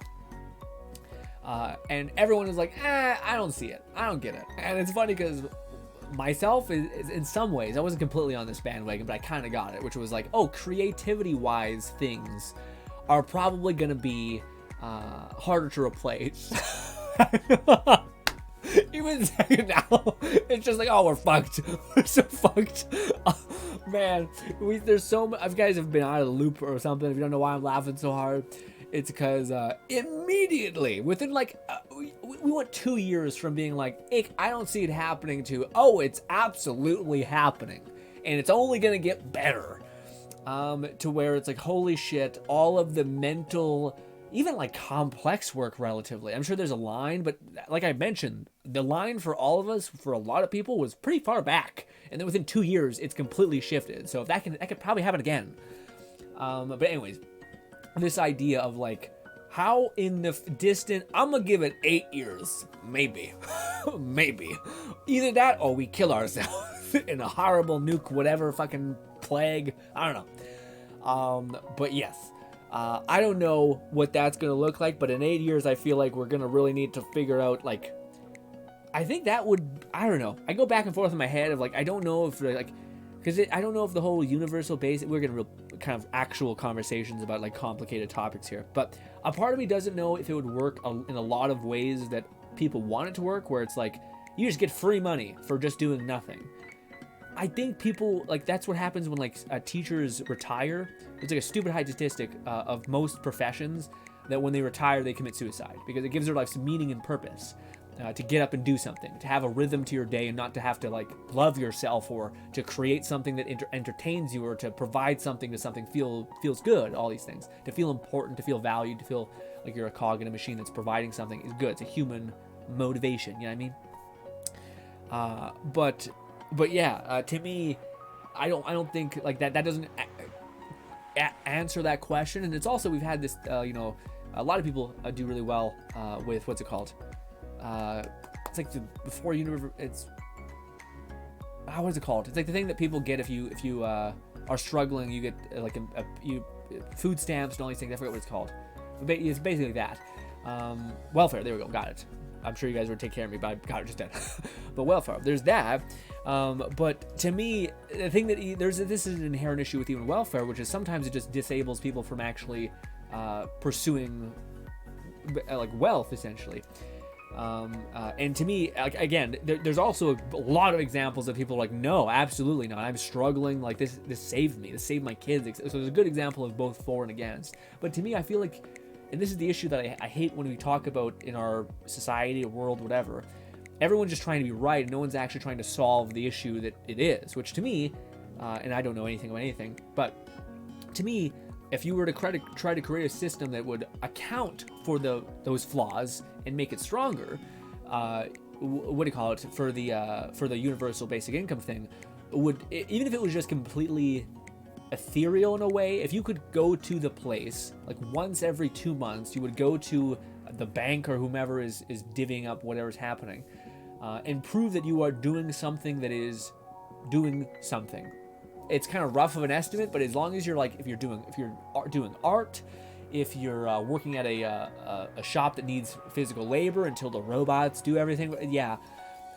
If you're like cleaning out a warehouse that's like all servers or whatever the hell the future is going to look like, whether you're cleaning out solar panels or whatever the hell the electricity of the future is going to be, whatever the hell that could be. As long as you're showing that you're doing something, you're not basically teetering on aimlessness, which therefore is very close to putting a bullet in your head, apparently. Yeah, any way to validate what you're providing or what you're moving towards, you know. Same thing like food production, or like gardening, whatever. It could be anything that you want, especially in the future. If everything gets automated, it could get better. But yeah, the idea, instead of just saying like everyone gets it, and we're not going to talk to people about the like mental health application of meaninglessness found within your life if you happen to get a surplus of residual income, etc. Also, there's just the issue of like what happens when people want to make more money. This is one of my favorite things that is in the anime, the Black Mining Company, I guess it was called. It's like an anime about like economy, essentially, or like money. But one of the things they found out is what if you give everyone the same money, people just hate it, basically. People want to be like, but I want to get more, and I want to work harder to get more, or I want to provide something of value to get more. People have that innate feeling, or even if it's just a title, something that anime pointed out really cleverly, which is like, even if you just get to like, I'm the senior position in my facility, is enough to get people to move because it's just something. It's like a status symbol or whatever. But yeah. But anyways, yeah. The whole tangent aside, was just that to me it's pretty nuts the fact that a couple years ago I would have been hard pressed to find anyone who thought like creating beautiful works of art could be automated. And holy fuck, I'm not sure if you guys have seen some of these ones. It looks gorgeous and it's nuts. And this is like Gen 1. Like, it's what, you know? I don't know. It's I wish I could say like our grandkids are gonna deal with it. Fuck no. Absolutely not. I think it's gonna be here fast. But we're also in the middle of, just the whole world imploding. So what if we don't get there? Who knows? But let's enjoy the ride and play some video games. Okay? Also, what's good, Duke? Sorry I didn't say hi sooner. Red says, I did love seeing Sam Whitewear in the game though, but he was grossly underused. Yeah. I think I've seen that too. Yeah. Fluff says because they don't have the IP rights to make it that similar to the. Yeah, that I can see that too. That's a little shitty. Duke says, oi, what's good, Duke? You playing any good games recently? Fluff says, it's a rare case of a game release that didn't have any delays, but honestly, I'd say it could have spent another year or two to make the gameplay far more engaging. Yeah, to me, again, I feel like you could consolidate the pieces there in a way that would, especially after just coming off of playing God of War, and like recognizing that there's a weird science to the way combat flows, which would be the hardest thing to sell as a person who does that, to be like, hey, I'm the gameplay flow, the gameplay flow director. What? Leave. What are you talking about? You're a con artist? No, but it's true. It's like there's moments where when you start to get bored, or like you'd rev up the time to kill so that it feels you get an upgrade for your weapon, you get excited because you got a new upgrade, and now your little baton that sucks ass and has to hit an enemy 50 times, you just can nuke somebody, or you build up a charge and you can just devastate somebody. Like there's ways you can take what's there and tweak it up to where I don't know you'd have to spend a year in development to like re-engaging new gameplay elements. But yeah, it's one of those things where like I get it's the Hideo Kojima quote or whatever it be, which is a game delayed has a chance of being a good game. A game put out too soon is shit. Or can be. It's just fucked. But to me, I also, as much as I agree with that, I also think that there are sometimes games that are just so lost with what they're trying to provide that I don't know if they would be better by pure time. Like I think about that a lot when it comes to Ubisoft games, where like I think Ubisoft, like they need to reintroduce a different type of formula into the formula that is working. An example of that is, you guys remember Shadow of War had the Nemesis system? If Ubisoft had like a Far Cry or something like that had a similar randomly generated weird thing with memory and all that stuff within their game, there'd be two formulas combined that I think would actually make it so like this is a significantly interesting different mechanic. But they don't do those things. So like, and again, I like, to me, if Ubisoft added a whole another year of development, they added more guns, I don't know if that would do much. They added bows, or they added like a slingshot. Like I don't know if it would really connect, more or less. But in this game, I know that's not what Fluff's saying. But he's saying for this game specifically, it could help, and I agree, it could help. But yeah. Duke says, we speaking about Callisto Protocol fail? Yeah, a little bit. To me, my feeling is on it. To catch you up, Duke, Callisto Protocol looks visually awesome. Like if you wanted a game to watch on YouTube or on Twitch, this is your game. If you wanted a game that is fun to play, there's a lot of repetitive loopiness. So maybe crank the gameplay down to easy if there is an option, and just fucking murk people with a bat and then leave. Even then, though, it still feels like it goes on a little bit much. But the dodging looks awesome. Apparently, it feels like shit. So good. But yeah. Duke says, I'm happy Patridge has kind of come back in a weird way of allowing more artistic and creative people to exist. Yeah, no, I hope that's a thing too. We got Hydrate from Moan. Duke says, I'm so shocked Lord of the Fallen got a sequel. I don't even know what this game is. I just keep seeing the trailer and think, God damn, I bet it's a top-down game I'll never play. But it looks great. These CGI trailers have always been nuts, but I don't know what it looks like. Let me know, Duke. Is it like a top-down game, or is it actually like a third-person? I can play a mage. I thought it was a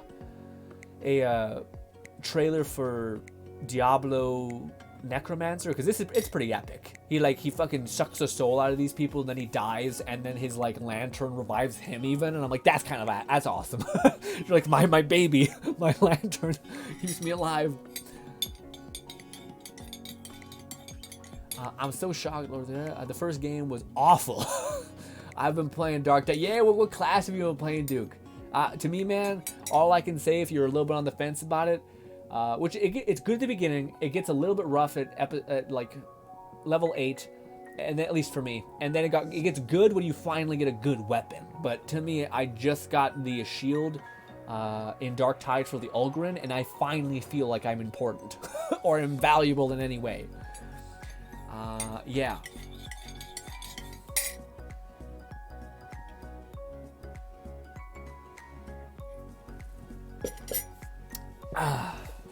I do think the skill trees in Dark Tide do feel like shit still.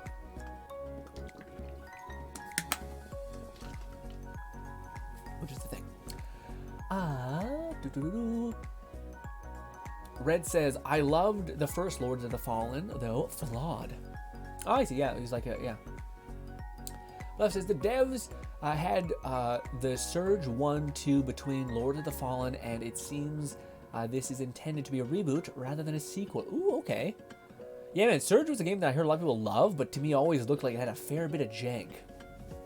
But yeah. Duke says, I must admit, I don't know. They made a Surge as well. I did enjoy Surge a lot. Ooh, okay. And I know a lot of people like Surge. I think I'm right. Surge. It's like a weird like roguelike. People were asking me to play it when Let It Die was out, because it was a very similar kind of like, had a lot of resistance and clunk, but a good clunk for what the world and combat offered. It's been pretty consistent on Eero jank Souls-like. Yeah. Oh, I see. Yes, that's what it is. Surge 1 and 2 was great. I've also been having an itch to play 2 again. Ooh. The Lord of the Fallen is a Souls-like from creator of Lord of the Fallen, the Surge, and to the... Red says, I'll personally love more futuristic Souls-like games, like cyber ones. Oh, I see. That makes sense. That's exactly what Surge to me was. You were in like a mech suit, or like a... Not a mech suit. What is it called? A hydraulic suit kind of thing. Ogre is my class. Yes, man. Get the shield. Okay, get to level 10 or 12. Get the shield. You'll never go back. I thought, oh, shield means I can't hit? Nah, bitch. You can knock shit down with the shield, but you also get the ability to literally be impossible to kill. There's like, you know the giant monsters that are like the only thing that's really difficult in the game? That and Gunners, Duke. There's like these giant like mound of flesh that you just get like fucking bull rushed at you. Well, you can just hit the special ability. You plant your shield in there, and you just sit there. And you can just infinitely take damage while your people shoot. And you feel so... There's a moment in the last stream. I lay a shield love. Shield is love. Shield is like, yeah, man. There's a moment in the stream which I was thinking back for. I was laughing, and like when I was trying to go to sleep last night, because there was a moment where I was sitting there. I was like, this is my moment. I put up my shield finally, because we had just experienced how good it is to have an Ulgrin just fucking tank up and just sit there and aggro for like far too much time for you to wail on the enemy, and it's so good. The bleed perk is also good. Okay, yeah, because dude, I would love... Keep me up to date on your progress, because I would love a good Ulgrin build, because man, that's the one thing that to me, I don't know if they can redeem. Maybe it gets better, but the perks seem like you're saying, like bleed perk is good. I don't know how to... What? What are you doing? How? I can't extrapolate. Oh, the bleed's gonna be good. Because it's like, what is bleed? Is it like a damage over time, I guess? Does it scale well? I gotta pick it and then... use it. Oh, my heart. Oh, it's not heart, my chest. I got a ball in my chest, a little air pocket. Anyways, EXO, that's what it is. Also read. Thank you. I haven't either, but I've enjoyed what I've heard about it. Okay. Red says, I'll probably really like the Armored Core game, though, since I love mech games. Okay. Duke says, I also, it is the first game with the patch, aka MVP Souls game or character. Okay. Fluff says, yeah, FromSoft has had a lot of recurring things in their games, although the way back since King's Fall, I think. Moonlight Greatsword is even presented in the Armored Core series. Okay. Fluff says, I can't wait to get access to my deflecting force sword. Yeah, that sounds crazy. I was about to say, I was like, oh, look at me, I'm all GRINN, I can block everything. Hell yeah. And then then Fluff tells me that he's like, I get like a force shield that blocks bullets and melee hits, and I'm like, cool. I'm sure Fluff doesn't have the special attack, which grounds your shield and gives you unlimited defense. But it's still kind of like, well, shit, do I get magic? Do I get a wand? No? What the fuck? What's going on? No, I'm happy to get rid of it. I do hope I do hope there's something like that, because I worried that that's an Ulgrin specific thing. I do hope there's something specific to the casters that's like that fun. Because when I got to level 8 and I got like the fist bomb thing, yeah, this is stupid. To me, it just sucks. It's hard to aim. It doesn't have a lot of AoE and has shit damage. And it's like, ooh, I can melee, even though every person is automatically given a melee. What? Ew, it's stupid. The only thing that could get better is if we can get a shield and something. It'd be awesome if there was a legendary shield or an elite shield where like the more damage you take, it's stored. And then you can like do a massive ranged attack with your special. Although the special on the shield is kind of needed. Maybe a hold charge would be good to launch your special attack, maybe. But yeah. The bleed prick is also great. I like. I killed demon host with it. It's a ramping dot. Okay, does it get affected on everything, or is it just your melee? Because yeah, if it gets on the thing. Also, have you gotten a chance, Duke, to play with the flail? Fluff was telling me that the Ulgrin gets a electro flail, and I was like, is it good enough to replace my shield? And I'm thinking, I don't think so.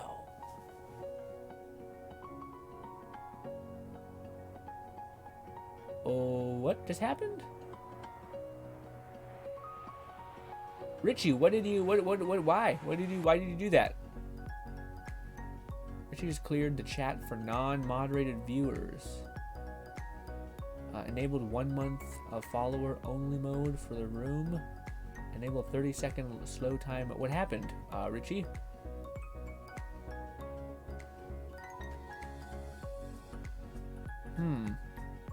Would mod mess around with mod tools? Turned off. Oops, it's okay. Yeah, weird. I heard about that, Richie, though, the new mod tools. Yeah.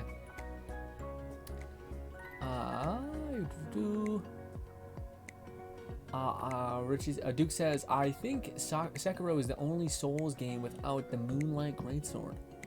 That seems right. Yeah. Oh, and Grenade Fist is my go. Really? I feel like the Grenade Fist didn't have enough punch to me, but maybe I had a white version of it, so it wasn't that good. But to me, it just felt like it was awful. Just shoot. Yeah. Also, to me, it was like why? Yeah. Maybe it gets real good and it gets like a blade on it, but like the melee to me was not better than my actual melee. So I was like, I'll just switch to my melee. And yeah, the Ulgrin does have some bullshit where you gotta like whenever you switch to your weapon, he has to like take it out and go like smack, grab. Now you can use it, which sucks if you need to quickly switch to your gun or switch to your melee. It's pretty shit most time. Just heavy attack. Oh yeah, that's cool. The special attack where you bop like a bomb in them is pretty wicked.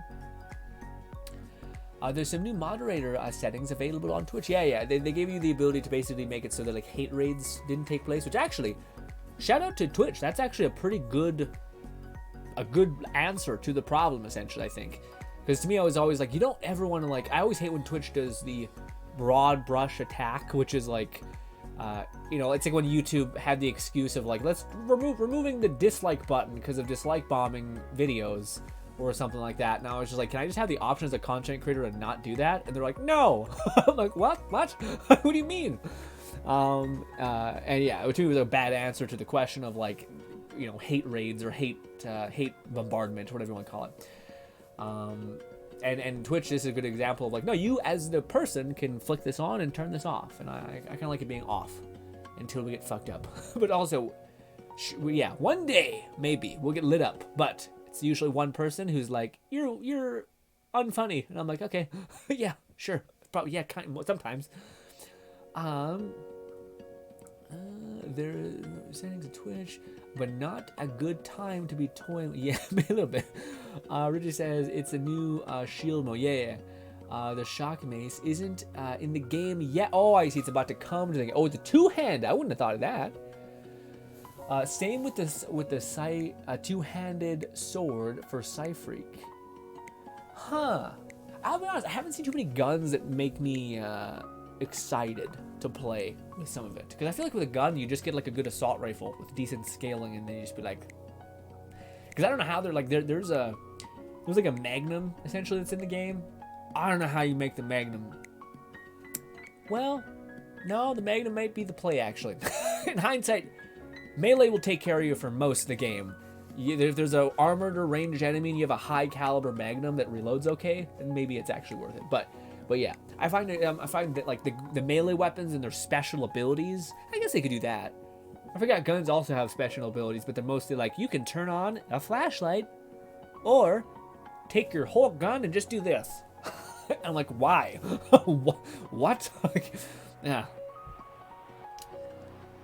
Might be held until we get crafting fully implemented. Yeah, there's a lot in that game that I haven't like dug into. Granted, too much going on right now. I told you guys about the whole editing VR thing. It's taken a lot of time. Might be held. Richie says it's Twitch's response to hate raids. Still think is there a way to shutting up everyone? Yeah, no, I agree. Again, to me, the whole hate raid thing, I get it. It's yeah, like to me, well, first of all, that's just weird. Like I don't know, like Twitch will ban, what do you call it? They'll ban the shit out of someone for saying like SIMP, I guess, right? On Twitch, but for whatever reason, what do you call it? They don't ban. Like if someone's a content creator, like, all right, guys, we're gonna go tell this person that they're just great. And then that, like, what? You're fucking playing with smoke. Same thing as a person can, like, you know, be in a bikini and they're fine with it, but like that, anyone who's like actually like rallying people to shit on another person is kind of fucked. I don't think they should. That's where like people should be given not a ban, but like a big ass slap on the wrist to say, you don't do this. This is not okay. It's one of the few things where I'm like, yeah, that to me seems like it's crossing a line, because it's not unnecessary. You can just say, I don't agree with this person. This person's a bad person. I don't like. Ignore them. Yeah, maybe speak to their why you dislike them or whatever, what to say that you don't agree with. That's fine. But not be like, let's go out of our way to annihilate the shit out of them when they're just doing their thing, you know? Duke says, the bleed only applies when you hit him with a... but Duke, I hate it. I hate that the Ulgrin has to do with the heavy attacks. It feels so shit.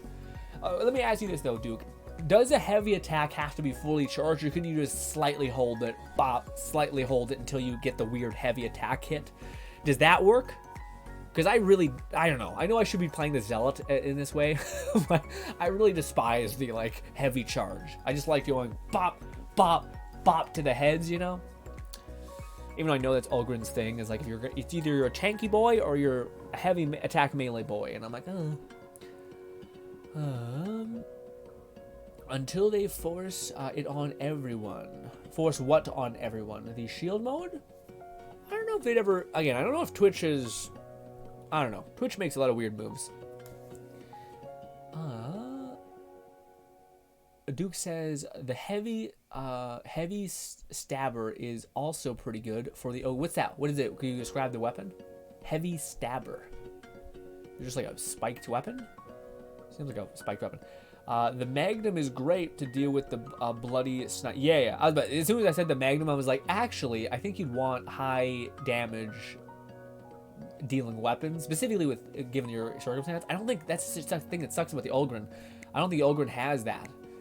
They have like a bomb, they have like a shotgun, like a but that's not what I want. If there was like a giant fucking revolver for the Ulgrin that was just like just launched like the biggest buckshot. It was like a slug shotgun pistol. That'd be wicked.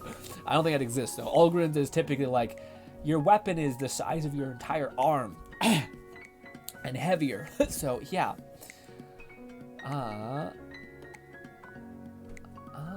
Duke says, oh, wait, the Magda.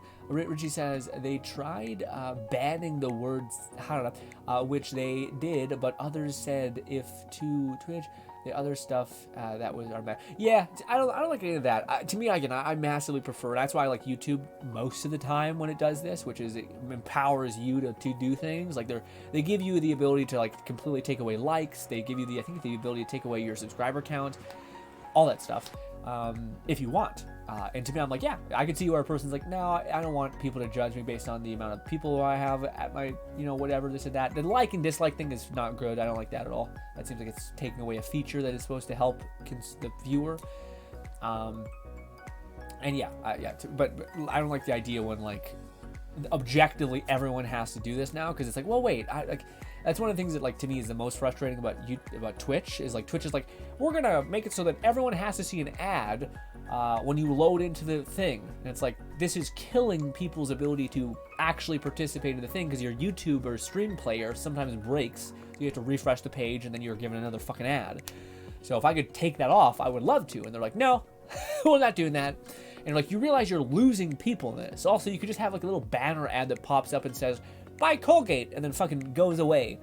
And that would be as effective, if not more effective, because it's not inhibiting people's ability to participate in the conversation. Like, no, no, we're just going to automatically do this. And it's like, fuck off, dude. And YouTube gives you the ability to do that. You can put ads on your videos, but take off the ability to get ads when you load in, which is incredibly nice. And yeah. No, just... I was about to say, is it back? Lo, can you just say something real quick? I'm not sure if... yeah, also, it could just be we were having a conversation too, but... yeah. Also, Lo, did you ever reply to me what anime you were going to start up next? Or you haven't decided yet? No, just slightly hooked. Okay. Rich says, oh, thoughts on the Transformers new movie. I seen the image and thought, I can't. That's about as much as I had. I seen a gorilla transformer and I thought, okay. The whole Knights of Ram, yeah, that was already a lot. I 100% respect people, and like people who like the Fast and the Furious movies, the Transformers movies. These are just like kind of popcorn flicks that are like high action, turn your brain off, let it happen, all that. But your boy, I don't have time to watch movies in general, so I yeah, no. But I'm sure if you're a big fan of Transformers, you'd love it. At that point, you're just buckled in for the next wild ride. Same as Fast and Furious, family and all that. Duke says holding for a long time doesn't actually ramp damage up. Oh wow, okay. So it's just about holding for the split second. Just slightly, okay, gotcha. Just slightly hold. Oh, I see. That's what you're saying before. Stabber is a little like imp for it. What? Wait, what? Duke says Stabber is a little like IMG for him. What is that? What is that? What that? What's an LMG? Sorry, LMG. Okay, yeah, it's like a giant. Oh yeah, yeah. To me, if that's the thing we're talking about, yeah, that's my favorite one too. That one's so good. The like giant chain gun that's like you can hold to stabilize it, and then you can actually do damage at range. I have a blue version of that. It's good.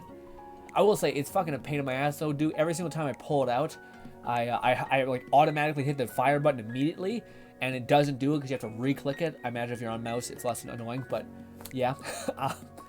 Also, we got Hydrogen Loan. Duke says, I forgot to keep watching this part of JoJo's, so now I have to the rest of the season. Ooh, that's nice. Got a whole big ass season to go back to. I am still waiting.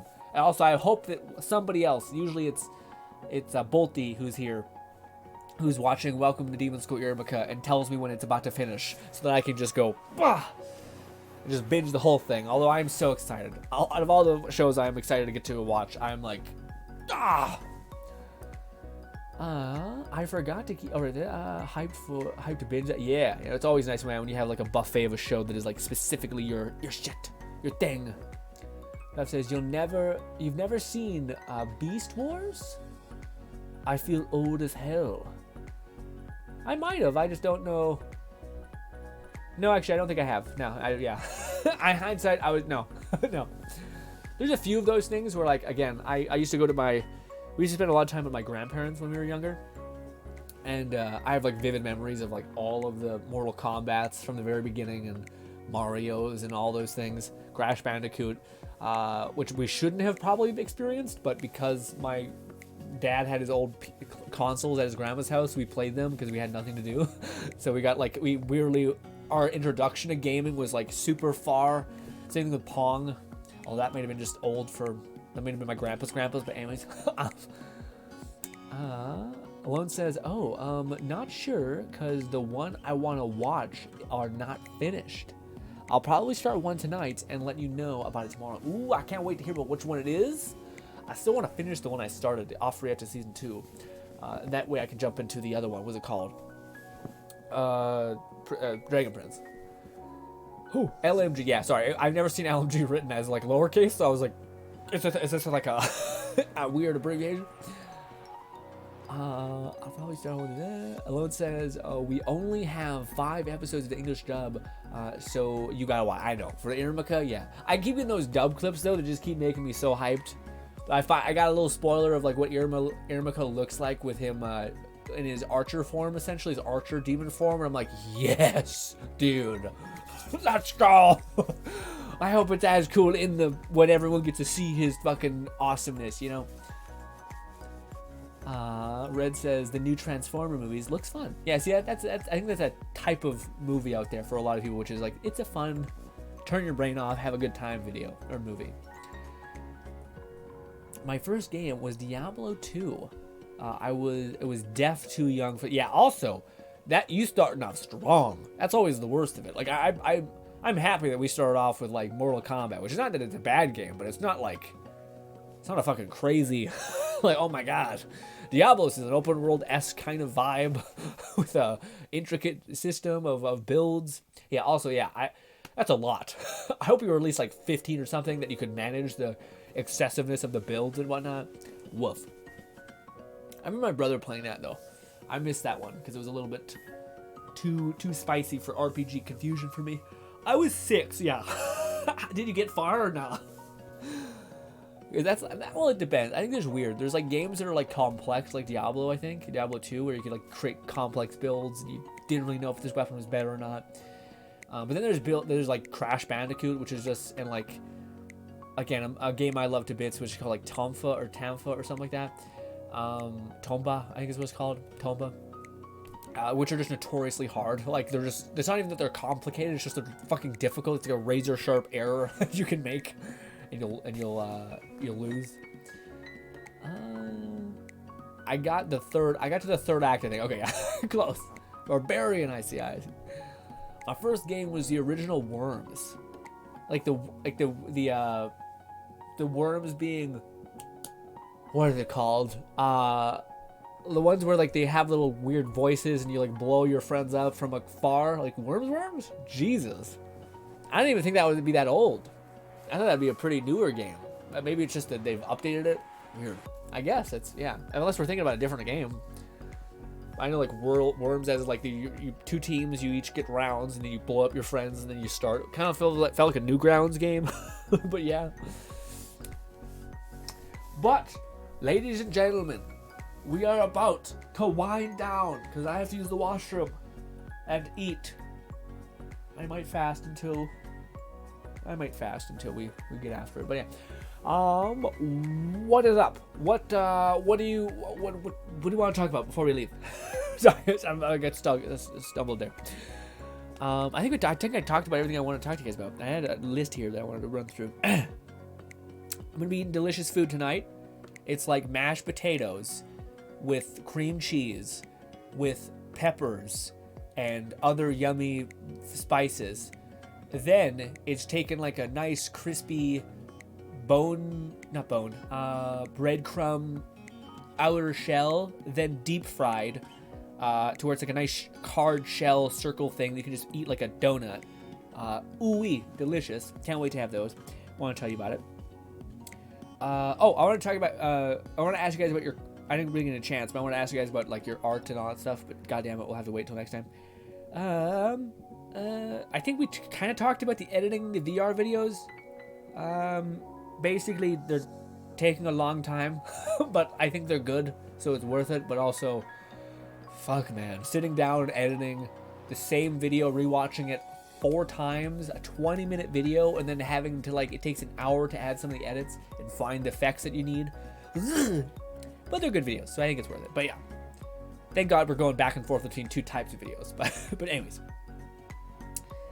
And lastly, I wanted to just complain that my sandbag that I ordered, my 125-pound sandbag, which I can fill, it's not that much, doesn't weigh that much as it's being shipped. I haven't even got my ship update yet. If anyone orders stuff on Black Friday, or not Black Friday, that's Black Friday, the sale, whatever, the last couple weeks. If you order anything, are you also stuck in the queue? Because it's bullshit. I'm still stuck in the queue, and I haven't got my things shipped to me.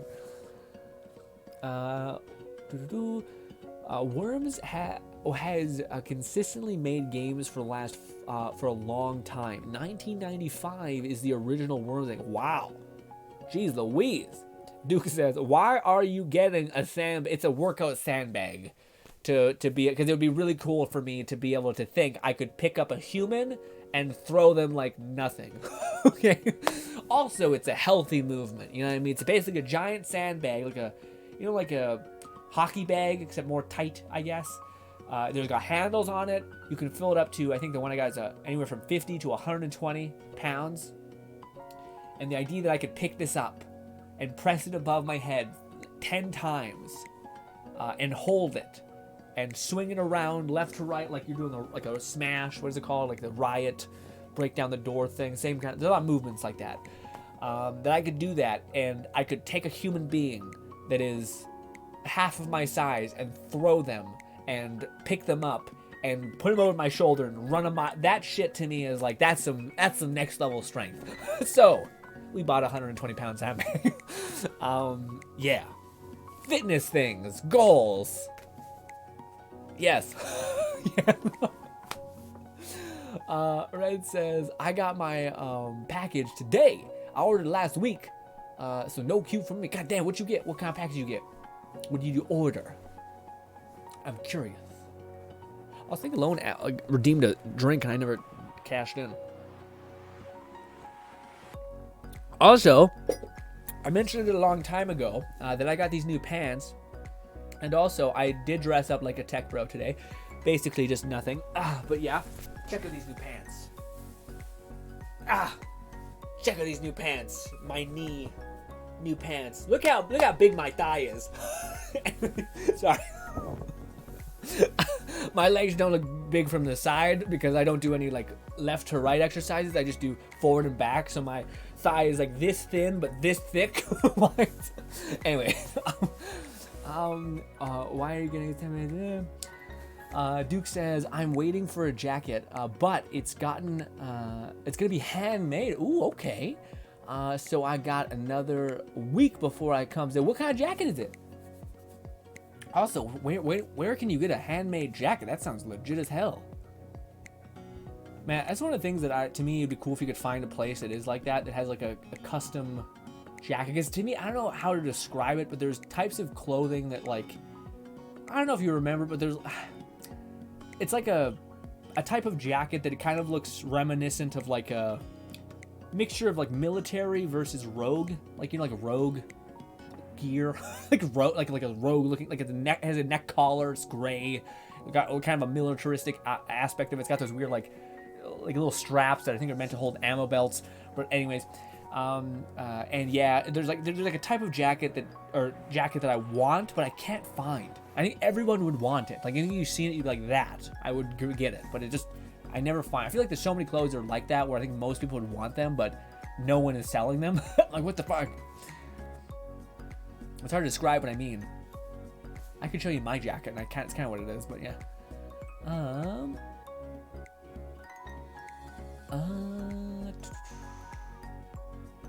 Red says, same tool for my, oh right, the tool for your PC, so I can install my new CPU, motherboard and NVMe. Yeah, I'm about to say, did you do it, or is it like I'm gonna get to it because you're busy with your mod and shit?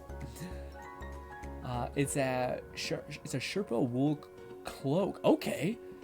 Like they have a runic symbols on the back. Oh, I want to look at that now. What is it? Duke, I don't know if you're a part of our Discord, but could you get an image of it and throw it in our share or grin at me? Because that sounds hella cool. That may be actually what I'm meaning. I'm going to finish my mod first. Good. It's a good idea. Because that sounds awesome. I have my coat that I could describe of like what I wish more people would do, but they don't.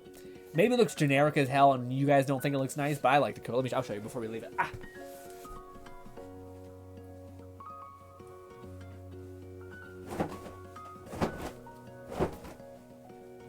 Also, my coat was sitting there for like a year because, you know, winter or whatever. So I haven't worn it, but yes.